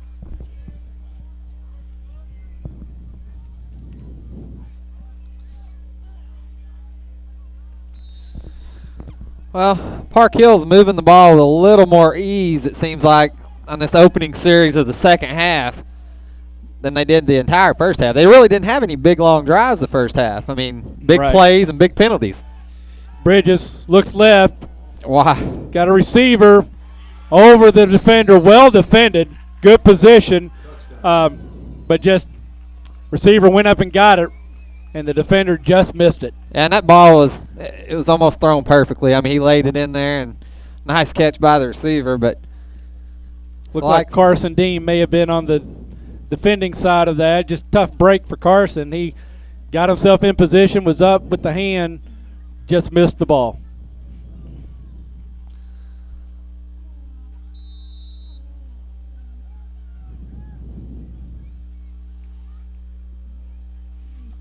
Ball's down. Bridges kick up. It's good. So now that brings the score to 40-14 with 9:12 to go here in the third quarter. Well, and, if you're just now tuning in to get the score, we'd like to remind some of you this is, again, the third-ranked team in the state. They come in here 7-0 tonight, so quality competition. Yep. Tonight's game brought to you in part by Bagby Wealth Management in Dexter. Bagby Wealth Management is a fee-based advisory firm that specializes in giving investment advice, management, and financial planning services. When you're ready to pursue your investment goals, give us a call at 573-624-4771.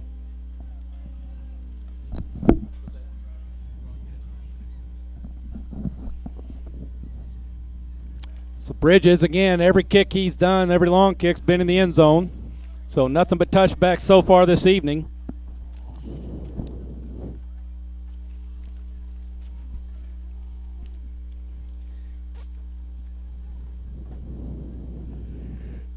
He lines up the kick. We'll have Ethan Stevens deep for the Bearcats.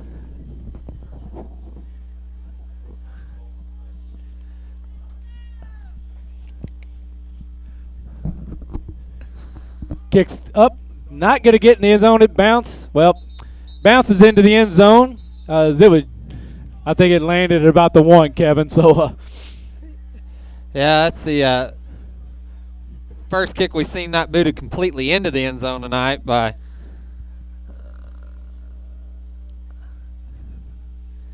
So we'll see how the Bearcats regroup. Pollock setting his receivers. It's like, is this Austin Chester here on the near side? Austin didn't see him the whole entire first half. We'll see if Austin can make an impact. He's made some big catches for the Bearcats this year. Hand off to Kronk.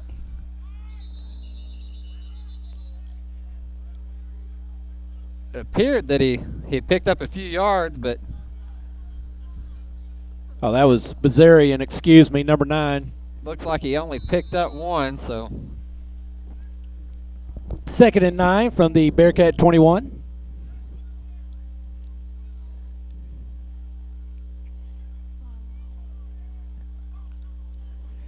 And we see coaches calling in the play there.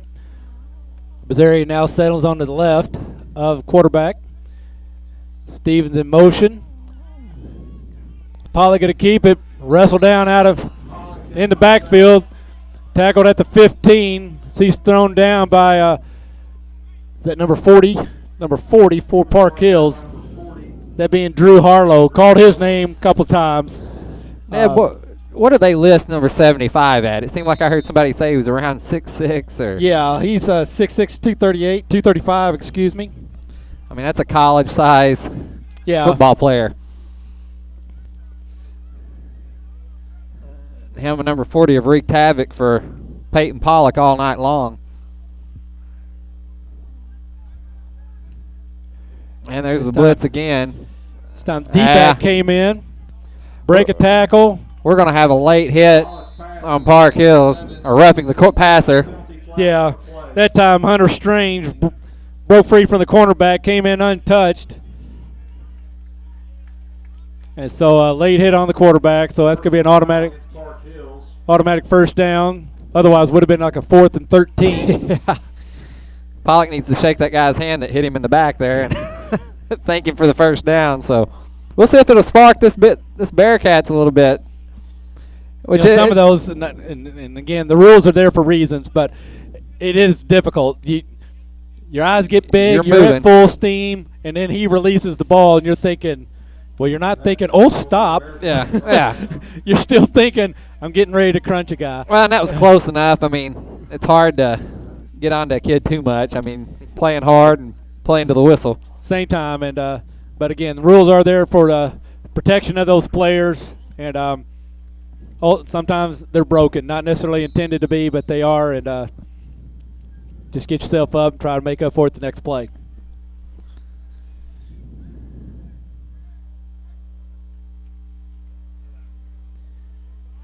Handoff met at the line of scrimmage by a wall of white jerseys.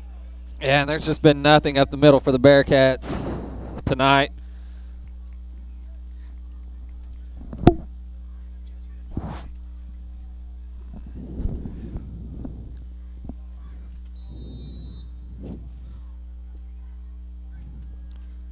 Again, we'll see. We've seen Noah Crunk in the backfield for added protection all night long, and they've kind of utilized him at tight end this year, something that we didn't use last year. Didn't have a tight end on the field.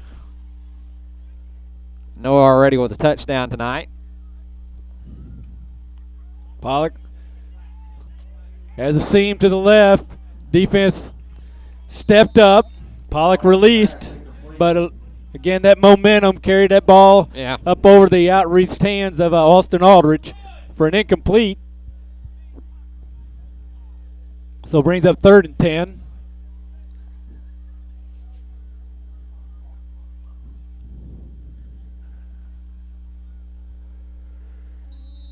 Looks like we got Aldrich on the near side here, wideouts.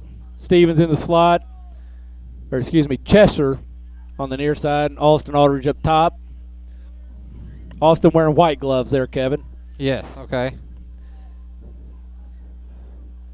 Bazarian in the backfield. Screen to Chesser. Takes a hit. Did not get wrapped up. But stayed on his feet a couple more steps, but really brought down at the line of scrimmage, so brings up 4th and 10.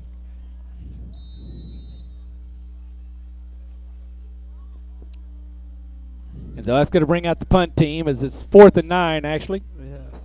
And we got some scores here for us, Ed. We got looks like St. John leads DeSoto 30-0 in the 3rd quarter, and Fredericktown is up 22-0 over New Madrid County Central. Okay. Currently, St. Genevieve number 4 in the district, Dexter number 5.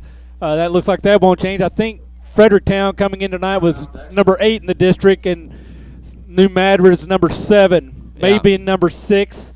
So really not going to be a whole lot of change there at the bottom either. I'm a little surprised by that score. I mean, New Madrid is, actually played stronger as the year went on. I was impressed by our win over them last week. So a little bit of a shocker, I think, there maybe that New Madrid's down 22-0.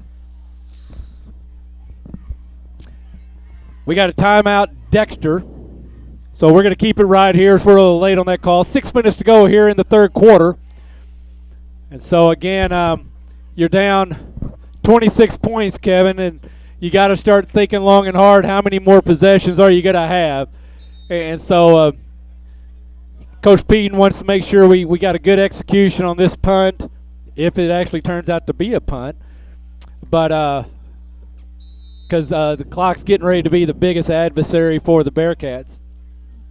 Yeah, I agree, Ed. I mean, we're not going to have too many more opportunities to put points on the board, so we certainly need to take advantage every time we have the ball. And he'll get the punt off. Stevens, nice high punt. Mannion picks it up, tries to go outside, turns back, misses a tackle, big hit. Big hit there by number 5, Drake Mitchell. And really no gain. Maybe 2-yard gain on the return there for Mannion.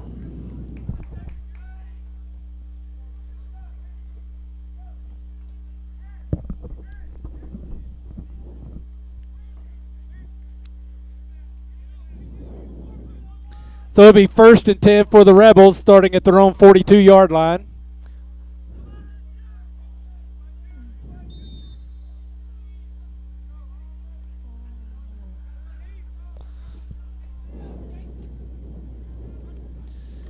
Mannion with the ball, cuts it up, misses a tackle, turns back, wrapped up, brought down by number 62 for the Bearcats, number 62 being Brandon Katermas after a gain of about 3. They'll spot the ball there at the 46-yard line. Well, good sportsmanship on the behalf of Park Hill. 78 there, I don't have his name, but seen him standing around, helped a couple of the Dexter Bearcats up off the ground, and that's what you like to see this late in the game. 78, Brandon Richardson, 6'4", 259, senior. Big boy. Yeah.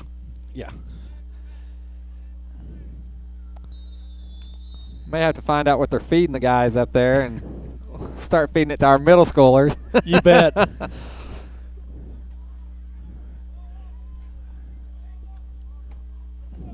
Great football weather, though, Ed. I mean, this time of year, cool. Yeah, the players love it. You know, there's a lot of running and physicality out there, and this time Bridges going to keep it. Turns back, has the first down. He's hit by Mitchell from behind and thrown forward. So a gain of about 10.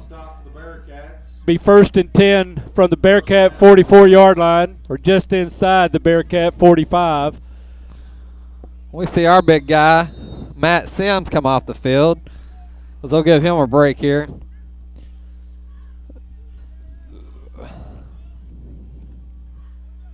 And Jared Deal in his place on the field. That looks like we're going to go to a 3-down lineman. Hand off to Hayden. He gets through the line. Brought down by Ethan Stevens and Drake Mitchell. Drake Mitchell already with 3-4 tackles here. Just this half. Just this half. So, yeah, Kevin, he'll intersperse a few stats as we come across them and have opportunity. Well, and I think we were having paper issues. I don't have any individual stats on defense. Well, hopefully Mr. Dorton will be able to get that to us every game. Brett Dorton provides us with all the detailed stats. I think they were having some printer issues. Hand off again, this time to number 40, Drew Harlow. We've called his name on the defensive side, but he's carried it a couple times too. And Harlow, 6'2", 210, junior. He's not an easy guy to bring down.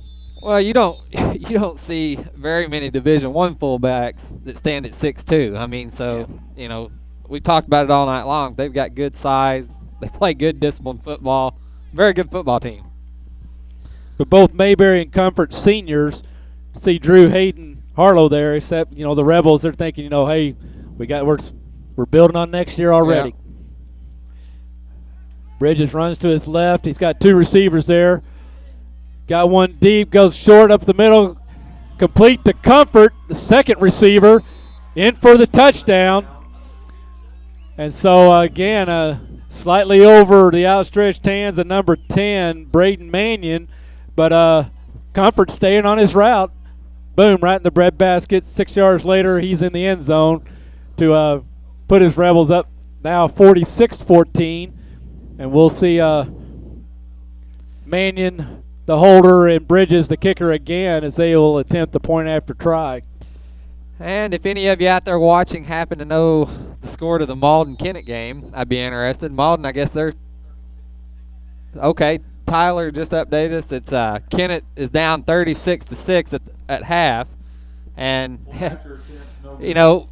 doesn't get much better for us next week as we face Malden, which is going to come in undefeated. And, they've beaten everybody by a large margin all year long. Malden ranked number 2 in 2A, but I don't think there's been more than 2 changes in the top 10, or maybe 3, and all 3 of those teams that have lost ones, they're just somewhere else in the top 10. So Malden been pretty well number 8, but Malden, reading up on them the other day, I think they're averaging in excess of 65 points a game and giving up about like these Park Hills, about 9 points. Yeah. And I'm still haven't questioned and quizzed too deeply into Malden, but from my understanding, that first-team defense still has not been scored on all year.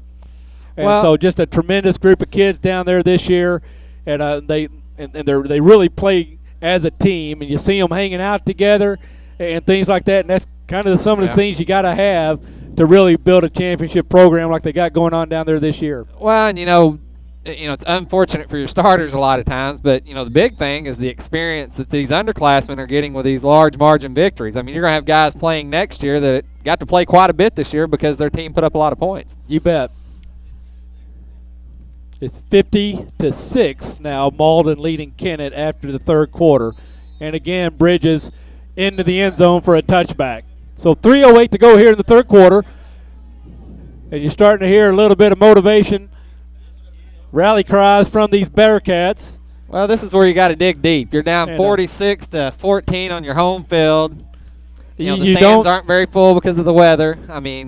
Well, you start thinking, hey, we're still playing for pride. Yeah. And by no means am I saying this game's over, but you know, you're down 32 points. That's 5 touchdowns in high school football. Yep. And while it can be done, it's going to take a little help. But too, at the same time, you narrow that margin a lot, And leave start with some building on respect, something feel you can good. bring to the next week's game. Pollock again looks right, goes deep, incomplete, and that looked like it was designed for the receiver to come back to, but just about a yard off the mark there.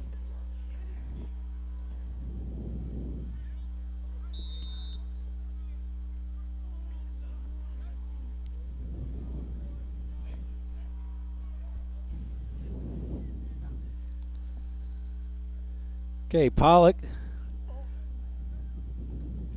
Handoff. This time we get outside. Spence, nice carry. Brought down at the Bearcat 35, just outside of it, but not quite the 36. So good for a first down. Spence only had 3 carries in that first half. Brought down there to the tackle by the big number 78, Brandon Richardson, 6'4", 259, senior. And Spence, you know, he stands in there 5'8", 165. Pollock, he eludes one, out of bounds here on the near side.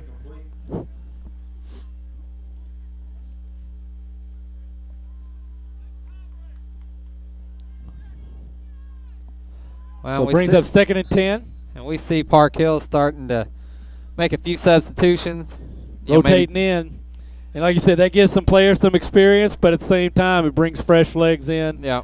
And just puts that much more pressure on the starters there for the Bearcats. But number 60 coming in here, Dakota Pope, 6'1", 220.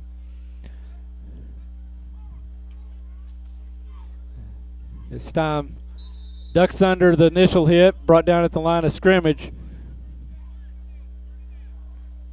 Spence, the ball carrier. That time, saw a little stunt there by the linebacker and defensive end. Dustin Saunders, 82, for the Rebels. So 3rd and long. And Park Hills brings everybody to the line and 4 D-backs. So screen pass. Screen again, and this time tipped by Park Hills. So incomplete. Brings up 4th and 9.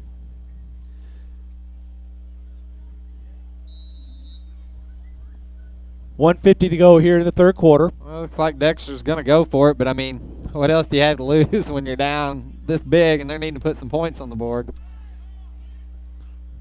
Tried to get them to jump, didn't work.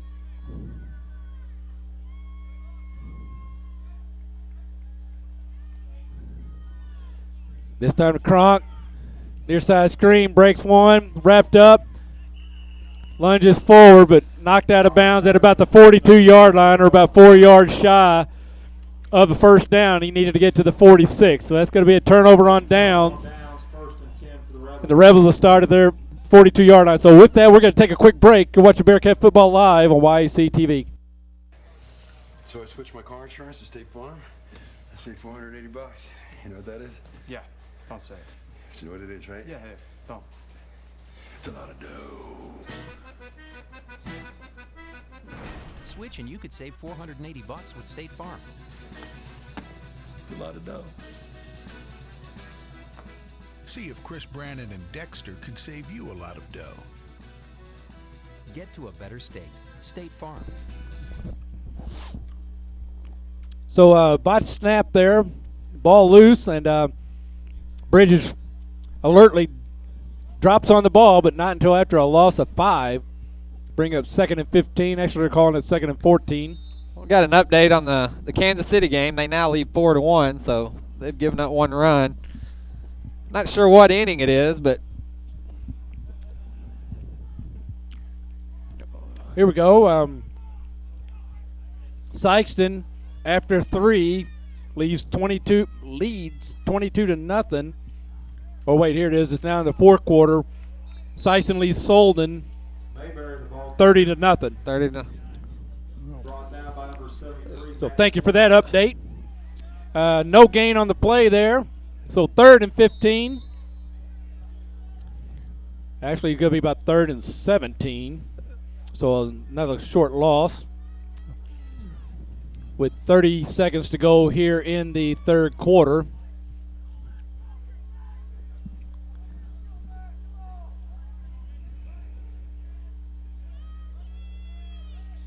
Bridges looking right.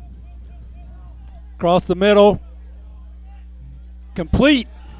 Hit immediately by Austin Chesser and tackle, but not until brought down at the 22. And you wonder how that ball gets through. There were 5 Bearcat jerseys there and 1 white jersey. So 28-yard pass completion, good for the first down. That was almost like defensively that time. Nobody had their eye on the ball. They were playing the receivers opposed to the ball, but. And with that, that's going to be the end of the 3rd quarter. So after 3, 46-14 in favor of the Park Hills Central Rebels. We're going to take a break. You're watching YHC or Bearcat Football Live on YHC TV. Here at First State Bank and Trust in Dexter, we're ready to help you with any challenge that life brings your way. Our experienced staff brings a fresh perspective to financial solutions. Our lenders, Christine, Ken, and Scott, are committed and ready to assist you with all types of loans, consumer, real estate, and commercial. And we make banking easier with our mobile app to access your Net Teller account with your iPhone or iPad. We are here, safe, secure, stable, and committed to our communities and customers in Stoddard and surrounding counties. Stop by. Let's visit and talk about your goals. Professional service with care and compassion. We at Rainey Mathis Funeral Homes strive to provide you a respectable environment and services during the time of your loss. We offer numerous services including pre-planning arrangements, memorial family tributes, and webcasting for those unable to attend a service. We will listen to you and your wishes to help plan a celebration consistent with your expectations. Rainey Mathis Funeral Homes in Dexter and Bernie. Welcome back. For those of you watching at home, we just got word that in the varsity girls county volleyball tournament, the Lady Bearcats won the first set. 25-7, I believe. 25-7. Yep. So, again, playing the second set now, they win that. They win the tournament. If they lose that, they'll play a third set. Well, so keep up the good work there, Lady Bearcats.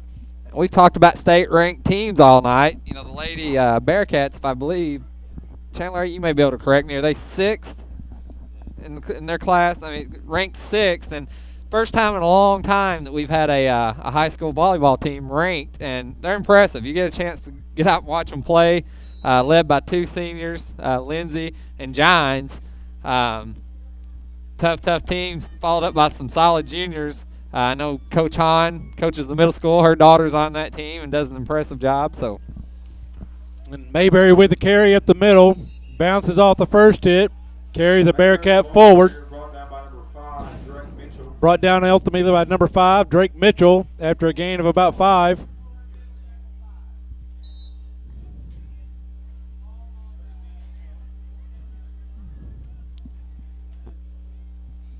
And so Mayberry's still in the backfield, and you see Park Hill's taking a lot of time off the clock to call these plays. Quick pass to the flat there, number 18 complete, that being Clayton Crick. And so it looks like he might be short of the first down by about 2 yards, so brings up 3rd and short. I'm going to call it 3rd and 2. See if the scoreboard agrees with me. Well, one thing tonight, too, these Park Hills receivers, and I may not be 100% accurate on this, but I've only seen one drop pass, and that was on a busted extra point that was thrown across field. I mean, they've done a good job of reeling the ball in. Handoff inside to Mayberry. Goes up the middle, met by a wall of red. He's going to be short of the first down as he's thrown backwards by Kronk and, or that's Dylan Bazarian. And number 50, Tyler Stevenson. Well, and I'm not so sure here. If I'm Park Hills, I may not pull Mayberry out. I mean, you got this big of a lead. He's a big part of your offense. He's still in the backfield there, or But still in the huddle. You got to reward the guys that have earned that playing time too. I see it from both sides, but at this point, you got to be thinking that starting to look forward to the playoffs. See Mayberry going to be the up back this time, and they got Harlow in the back. Harlow the bigger, and he'll take the ball, tries to get outside, breaks the tackle. Got to be close. See where they spot it. Real close. From one vantage point, it looks like he was down short. Then he scampered forward to be ultimate. See where they do the spot. They're looking at it. And it's going to be turnover on downs. So Bearcat balls. He is about a yard short.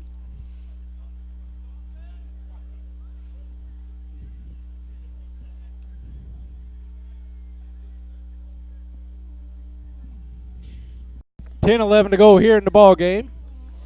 Footballs are starting to get a little wet. Yeah. Taking a little extra time there to get the ball set. It'll be 1st and 10 for the Bearcats. So 1st and 10 from the Bearcats from their own 14.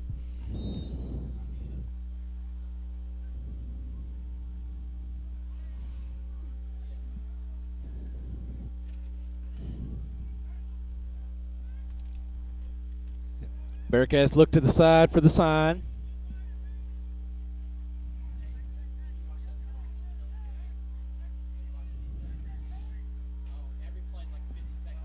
And Pollock turns around. Got big 78 there in front of him. Dives. Pollock bounces off one hit. Steps out of bounds. Short of the first down. And he's out of bounds at the 20. So a gain of about 6. Just in the other side of the 20. So brings up 2nd and 4.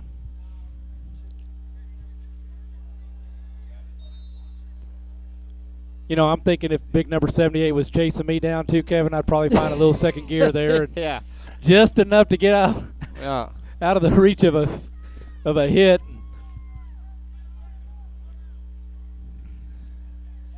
Whoops, shuttle pass.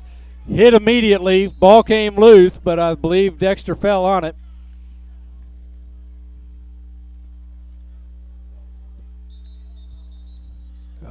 So tough hit there. We got a player down. So with that, we're going to take a quick break. You're watching Bearcat Football Live on YHC TV. What is your emergency? Need assistance at County Road 61 and Highway 9. Help is on its way. Clear! There's a better way to jumpstart your soil back to health. Apply Endzone to protect and increase nitrogen efficiency without killing bacteria. Apply Prevent to increase phosphorus availability and reduce fixation. Better yet, use them both to get more from your fertilizer investment and see higher potential yields. Ag Explorer, your prescription for healthy soil.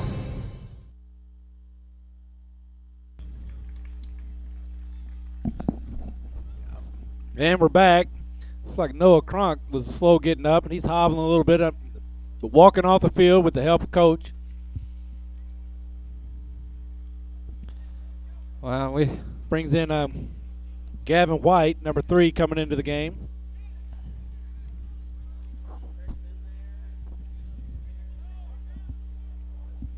Now Gavin to come back out. Looks like Peyton Tennant going in, number 11.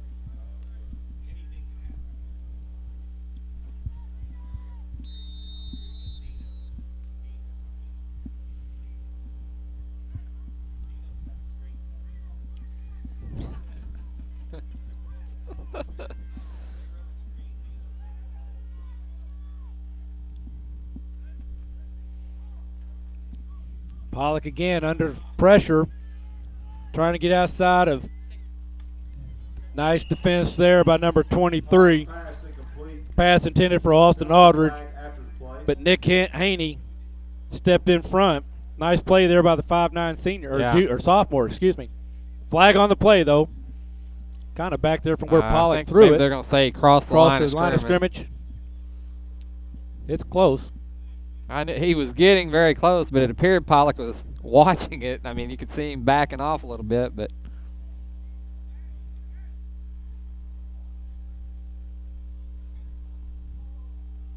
number 40, Drew Harlow, was in hot pursuit of the quarterback. Yeah. So forward pass against the Bearcats. illegal forward pass as he had crossed the line of scrimmage, so that's a 5-yard penalty and the loss of down that brings up 4th and about 7, maybe 8. And it looks like the punt team's going in at 9:28 to go here in the ball game. Park Hill's going to have the short field to work with this time unless we see an unbelievable punt by Stevens.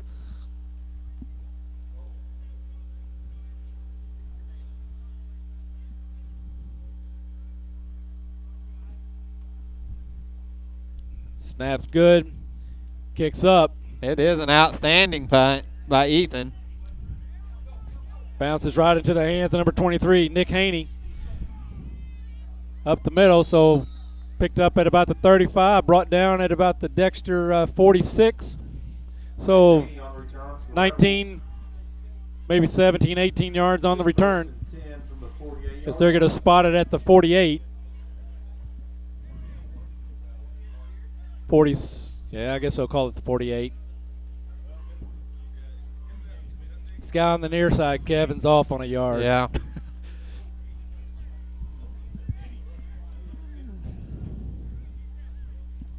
So 9:17 to go here in the ball game. See what Park Hills has in mind. A lot of dirty white jerseys, so a lot of their starters still in, although you only got to come in one play and hit the ground, and you're going to walk out with a dirty white jersey. Well, good thing we see Noah Crunk standing up on the sideline. He's moving a lot better than he was coming off the field. So, quick pitch out. Number 10, Mannion, tries to bring it back in, but he's tackled in the back or behind the line of scrimmage, so should bring up about a 2nd and 12. Mannion, the ball carrier.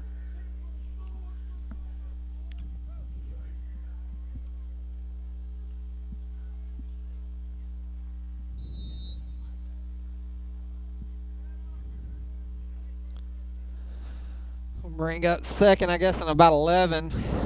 Ed. And Bridges still. Hand off to Mayberry. Turns it back up, breaks off 3 tackles, but then met by a wall, and he's going to be tackled on the Park Hill side of the 50. But they're going to let him have forward progress to the Dexter side, so it looks like about a loss of 1. Got another quick update here. Final, Chaminade 40, Cape Central 0. Wow. That's so, a big-time game there. Chaminade.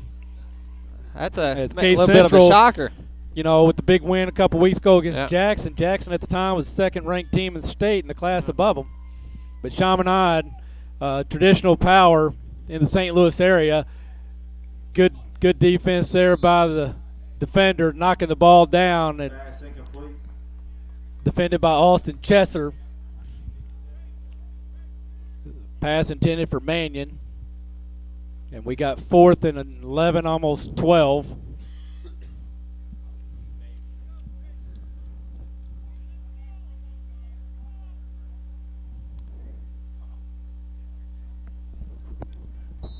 And Park Hill's in the punt formation. Ethan Stevens deep for the return for the Bearcats. Bridges kick up, end over end. Stevens with 6 white jerseys running up toward the ball, and then realize, oh wait, maybe that's not what I'm supposed to be doing. Yeah, I'm sure not what the coaching staff would want him to do. You get away from that ball because it bounces and hits you, and all of a sudden they've got the ball on the 15-yard line. And again, you kind of want to get something going, but it's still a 5-possession score differential. And so now you're looking to minimize the damage instead of creating impossible opportunities.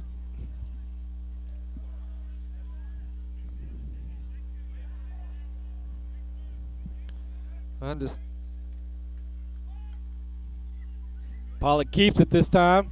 Breaks the tackle, brought down at the 25-yard line, gain of about 3. tackle by number 29, Tristan Campbell. He's a 6 foot, 161-pound freshman. So Park Hill's getting some defensive play out of some of their youngsters. And got another update from the Simmons household. Kansas City now leads 5-2, bottom of the 5th, but Baltimore has 2 on. So give us the suspense there. I know. This time, handoff. Spence, the ball carrier. And here comes a lot of updates now. 1:30 to go in the ball game. Malden beating Kennett 57-12. Jackson a winner tonight, 55-0 over Seckman. And so, congrats there to Malden. Yeah. And congrats there to Jackson as well.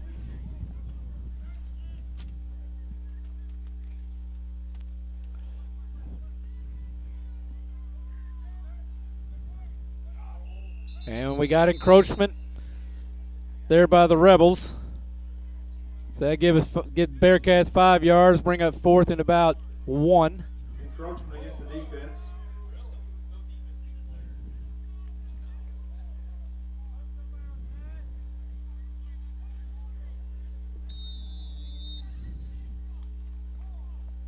So clock's ticking very close to 6 minutes left here in the ball game. Handoff, hit, turned back, stood up. Looks like maybe at the. I think they'll give him the forward progress. I don't think so. It's got to be close, but Spence with the carry. But looking at the side judge there where they're lining up, and it is a first down. That run good for A couple of exclamations of surprise here up in the press box, but the Bearcat faithful, we're not complaining. Yeah.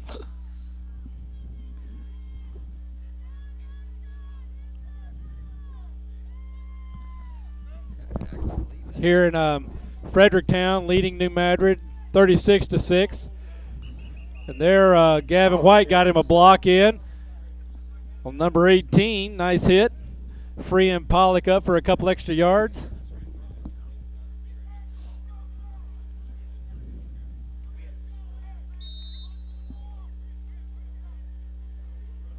Got a big boy coming in. Looks like number 68. 69, Matt Dean, 5'9", 270 sophomore for Park Hills.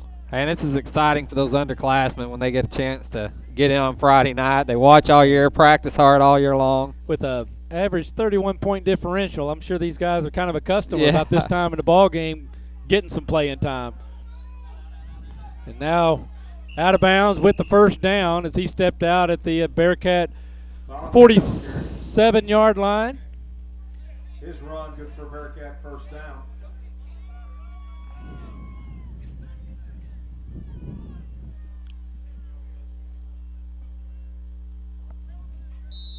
So that'll keep the clock, well, play clock starts, but game clock paused because of the out of bounds.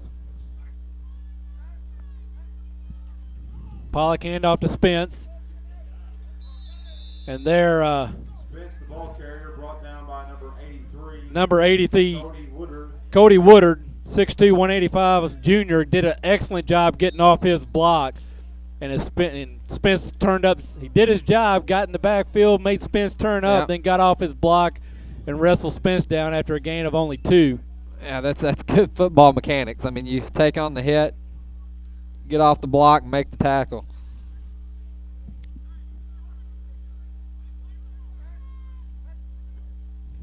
Fake the handoff. Pollock gets it outside. Hit immediately, but drives forward. Jason Gerald looks like he able to gain yardage for the first down. Jason Gerald on the reception for the Bearcats. So it is good for a first down.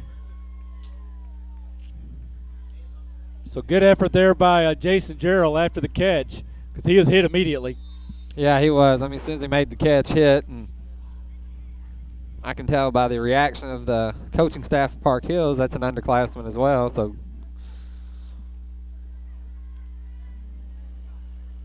Gerald gets behind his receiver, goes up, flag on the play as there was contact on the play.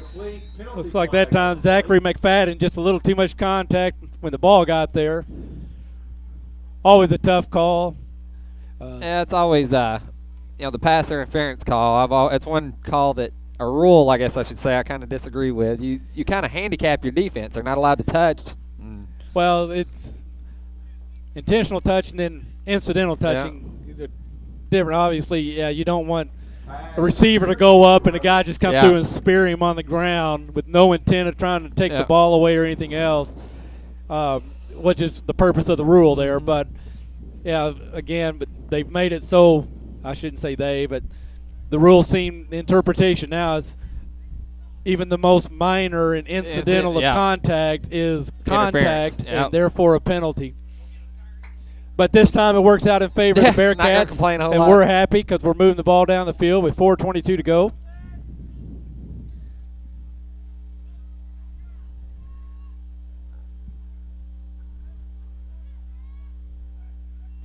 Here comes the blitz, setting up the screen, incomplete. That time it didn't look like a white jersey was touched by a red jersey on the line at all. And but unfortunately, no back there behind them for the screen. Pollock had to roll out. Underthrew Gavin White.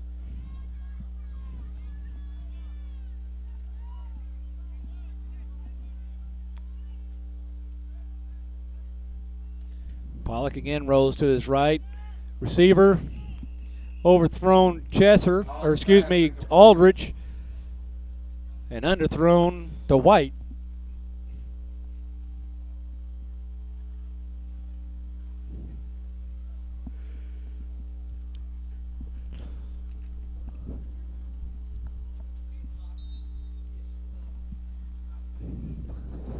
Kevin, get to head up to Columbia. Going to try to get to St. Charles this evening. Over to Columbia tomorrow morning. Watch the Missouri Tigers welcome Georgia Bulldogs back to Columbia. Good news there, if you're a Tiger fan, is Gurley, their running back is suspended. Yeah, Gurley. Yep. And Tigers have had a little bit of trouble tackling handling the run, especially against the big backs. So again, not taking anything. The Tigers would not have won, but I think it's more of a benefit on the Tiger side for the Bulldogs not to have them than the Bulldogs. And Bulldogs have been struggling with their passing game. Supposed to get a couple of receivers back this game, though, so that might help straighten that out. But best of luck to the Tigers, because really with a win here tomorrow, the Tigers then will be in the catbird seat in the SEC East with the win over South Carolina, Georgia, and also Georgia having the loss against South Carolina. Fumble recovered by the Bearcats. So big game for the Tigers tomorrow. Yeah, it is a big game, and I mean, that SEC once again this year is so tough. But I think what makes it so special this year, I'm not so sure there's a dominant team. I understand Mississippi State handedly beat A&M last week, but I think they're A&M still a couple games shy of making believers out of all of us. Yeah, they are. So I mean, I think it's anybody's game to win that SEC this year. Well, and Ole Miss with the win over Alabama, at number 3 in the nation. Mississippi State number 5. Of course, I still think Auburn is the team to beat. Oh yeah, I mean right now I think if you had to pick a team you're exactly right. I mean Gus Malzahn. I mean he's just an offensive genius, and his scheme they're still not quite figuring it out. And so I'd like to mention he is an Arkansas guy too, by the way. Yes. A lot of people may not know. They recognize him from coaching at Springdale and then moving on to the college ranks, but actually coached at Hughes, Arkansas, which is a northeast Arkansas town. There you go. Tyler's calling the Hogs behind me here. I think I may have converted him. Malzahn did 1 year at Arkansas State. Yep, 1 year head coach at Arkansas State. And parlayed that into, of course, he was the offensive coordinator the year they won the national championship with Cam Newton. Then went to Arkansas State. Then Auburn had a difficult season. Decided to make a change and bring the offensive coordinator back as the head coach. Yep. And it's worked out well since. It has. And, you mentioned Arkansas State. There's actually this week 2 coaches in the top 5 from Arkansas State. Hugh Freeze, was at Ole Miss the year before Malzahn come in. Yes. And then, now Malzahn and him both ranked in the top 5. So Arkansas State's been, I know last week they had 29,000 fans in attendance, so they're starting to build on some momentum. They got the Missouri Tigers coming to town next year. That's going to be big, I believe. And I understand they're about another $1 million or so worth of stadium improvements between now and then. Okay, Pollock racing for the pylon. He's going to make it. So nice run there on 4th and long. With 2:51 to go, Pollock puts another 6 points on the board for the Bearcats. That time, a great job. Bearcats selling the momentum to the right side of the field, and the defense bit on all of it. And Pollock against the grain and just out hustled the defense there. He did. And Pollock, we've mentioned it several times throughout the season, does a nice job of running the ball. Got a heck of an arm on him. His coaching staff's bragged all year long on how smart he's been running this offense. And here we go. Stevens, the holder. Ball is down. Gerald kick is up. And good. So that narrows it to 25 points, now 46-21. Kevin, winning on the football field doesn't happen by accident. Players and coaches work throughout the long summer, conditioning for the rigors of competition, practice upon practice. The lessons learned by our Dexter student athletes will, however, serve them well for a lifetime. Lessons of discipline and teamwork, hard work and commitment to excellence. At Bank of Advance, we believe in the character that sports helps to build, and we're proud to help support athletes on the field and in the classroom. Bank of Advance, where a handshake still matters. Member FDIC, an equal housing lender. And don't forget, as we're coming up here on the end of the game, the only thing better than pizza at halftime is pizza after the game. Yeah, that's exactly So right. Pizza Hut, $11.99, bacon, cheese, stuffed crust pizza. Give them a call, 624-5333. Again, that's Pizza Hut, 624-5333.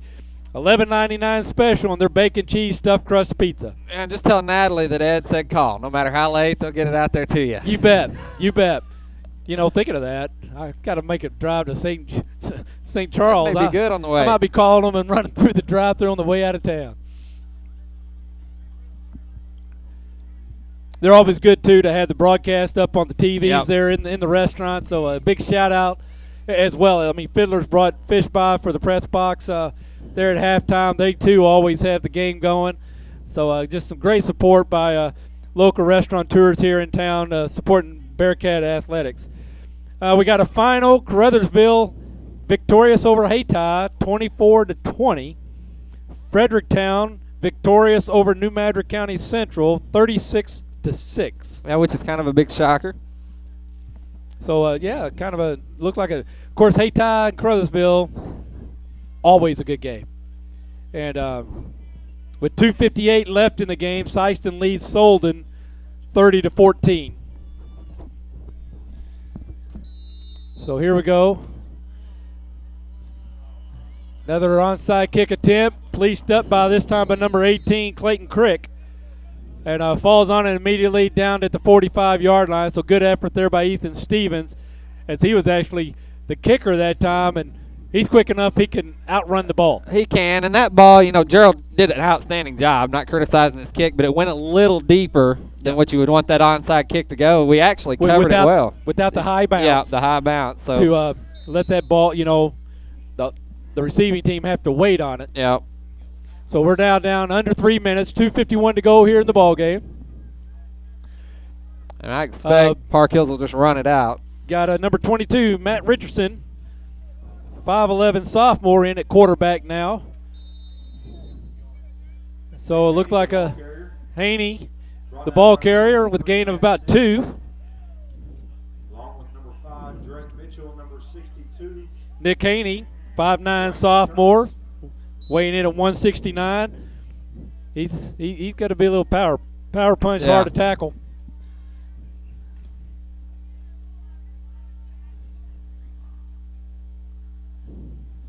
It's like number 28, Ethan Branch, another sophomore at the fullback position.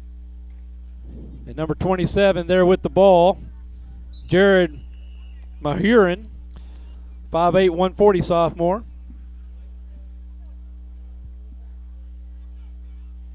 Tackle there by Matt Sims. Big number 73 for the Bearcats.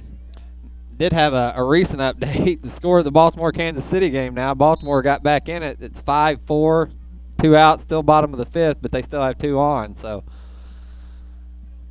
Kansas City coming out with a little bit of a lead, but looks like it's become a ball game. Well, that's one thing they talk about, that Baltimore team. They're pretty salty. Up and down the entire lineup. Real no weaknesses at the plate. Yep. And they got good middle pitching to go along with their starters, and so that's what it takes to be a championship team. But some of us in Cardinal Nation think maybe the American League East with New York, Boston, Baltimore gets a little bit too much media love from the ESPNs and stuff, and so and I wouldn't disagree with that. And we are in Cardinal Nation. We're going to say it is a fact. It is. How about those They cards? are biased to their local teams that they get to go root with and have lunch with the players and dinner with the players. So we know what's happening. But you get the truth here on YEC. It's all about the Cardinals. It is. And but hopefully they'll get some weather tomorrow, cooperate, and get off to a good start and a victory tomorrow night in the first game of the division. This time Ethan Stevens couldn't get out of the way, had to police it up. Turns the corner, breaks the tackle. On his feet still, and then knocked out of bounds at the 42. So that time, he was backpedaling, but the ball took a forward bounce and right in his hands, and he just reversed direction, took off, and turned about a 20, 22-yard gain. Had the ball now at the 42-yard line with 35 seconds to go. So congratulations to the Park Hills Central Rebels coming to Dexter tonight. An impressive victory, 46-21. Just really looked very consistent on both sides of the ball the entire game. Yeah. And understand why they're the third-ranked team in the state. And obviously the district's going to go through Park Hills, in my opinion, especially after watching them play. Oh, yeah. But it's that way before the game as well. And wish them best of luck. Maybe they can make it deep into the playoffs this year. Yeah, they've been a fun team to watch. Quick pitch there to Chester, breaks the tackle but loses his balance. After a gain of about 7 or 8, he's down at the 50, so it'll bring up 2nd and 3. 20 seconds to go here in the ball game. And that was actually Aldridge on that reception, I think, maybe. It was 31 Austin Aldridge, not 88 Austin Chester. And again, there's the first down to Chester, or to Aldridge this time, gets out of bounds at the 41-yard line. 7 seconds to go. So see if we got a Hail Mary in our arsenal. As you see, Park Hills playing 3 up and 4 deep, and looks like we're going to be 4 on the line, 3 in the middle, and 4 in the back. Yeah, it's this is really meaningless except for points in the books and pride a little bit. Give your team some momentum. So linebackers are going to blitz. Pollock going to run it. Loses his footing, and that's going to be the end of the game. So a 7-yard gain to end the game. Congratulations, Park Hills Central. But a continuous fight by these Dexter Bearcats. So with that, we're going to take a quick break. We'll be back with your game stats. You're watching Bearcat Football Live on YEC TV. I try so hard, but there's always more work at the office than there are hours to get it done. And then there's night school, trying to finish up my degree. And since my husband's gone, my kids need me more than they ever have. Where am I going to find the strength to get through it all? Isaiah 40:31. But they who wait on the Lord shall renew their strength. Do the best you can and trust in God for your strength. I am Tyler Rowland Hubrecht, your state representative-elect for the 151st District. I thank you for your support in the past special election, and I look forward to serving you in the coming months ahead in Jefferson City. I ask for your vote again in the general election on November the 4th. Thank you.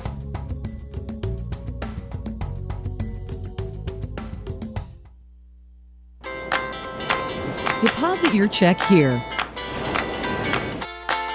or here or even there. Deposit your check wherever you are with First Midwest Bank's new mobile deposit. Just tap, snap, deposit. It's that simple. New mobile deposit from First Midwest Bank, serving the communities we call home. For lunch, supper, anytime, the best food in Dexter is always Pizza Hut Wing Street. Our famous pizzas are handmade with all natural ingredients, no fillers, no preservatives. For a quick lunch, try our buffet. Eat all you want. Our delicious pasta selections will soon be your family favorite. And Wing Street wings are perfect for get-togethers. Wing it like a pro. Add potato wedges, dunkers, or mini pies with a 2-liter of your favorite Pepsi product, and you've got a full meal. There's always something good cooking at your Dexter Pizza Hut. Call or order online today. When there's no light at the end of the tunnel, no hope, I just lose the will to move ahead. God will supply you with the strength to do all that needs to be done on that day. So let go and trust in Him. I'm so glad I don't have to go it alone anymore. Let the Lord Jesus be your strength right now. A message from the First Baptist Church of Dexter, Missouri.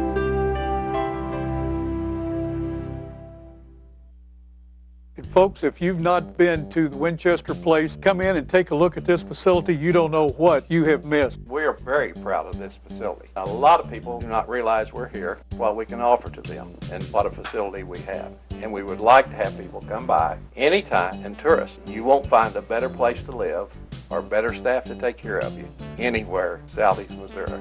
I'll guarantee it. We are located at 400 Winchester Drive. Come down Bowman, and we sit on the corner of Bowman and Winchester.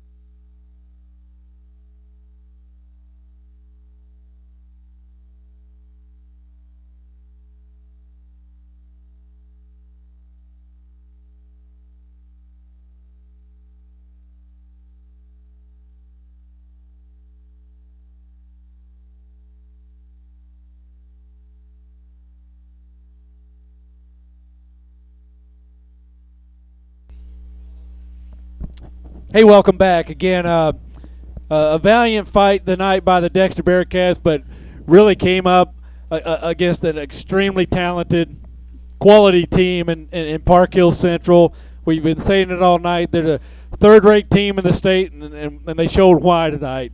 Solid and consistent on both sides of the ball. Definitely play within what their talents are and just execute. But when you look at us on paper, first downs, Park Hill Central had 18, Dexter Bearcats with 16. Net yards rushing, Park Hills 125, Dexter Bearcats 172.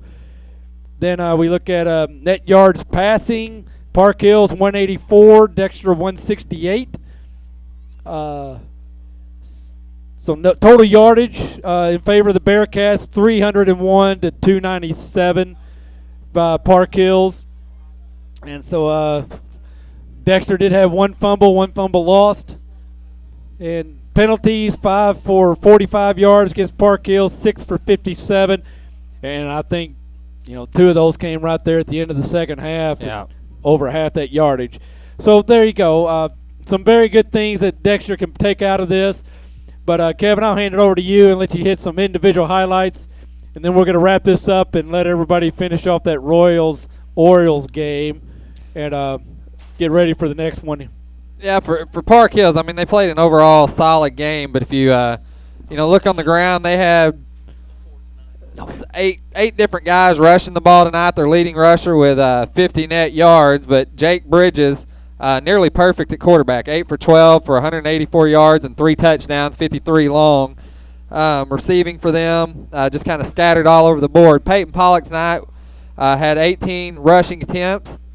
had 75 yards, but he was sacked several times for a loss of 35 yards, so they only netted out 40 there. Dylan Bazarian, 4 carries for 61 yards. Tim Spence, 9 carries for 32 yards. On the receiving end, Austin Aldridge, 5 receptions for 40 yards. Noah Crunk, only 2 receptions for 14 yards, but a touchdown. And then that's rounded out with Ethan Stevens with the one big 71-yard catch. Peyton Tennant, Jason Jarrell, Austin Chesser all with 1 reception. And then Ethan Stevens, like I said, had the big 71-yard gain. Just a tough night for the Bearcats. I mean, we can go back to 3 or 4 things that we say could have maybe made the game a little bit different, but when you play a good team, they take advantage of those mistakes, and that's exactly what they did with the Bearcats tonight. Absolutely. And again, congrats to Park Hill Central. Wish them safe travels home. We've been talking about the district standings. Coming into tonight's game, Park Hill Central sitting on top at 7-0. Potosi at number 2 at 5-2. St. Pius at 5-2 is number 3. St. Genevieve number 4 at 4-3. But here's where it gets real interesting because there's a point value there too, and nobody's going to catch Park Hills.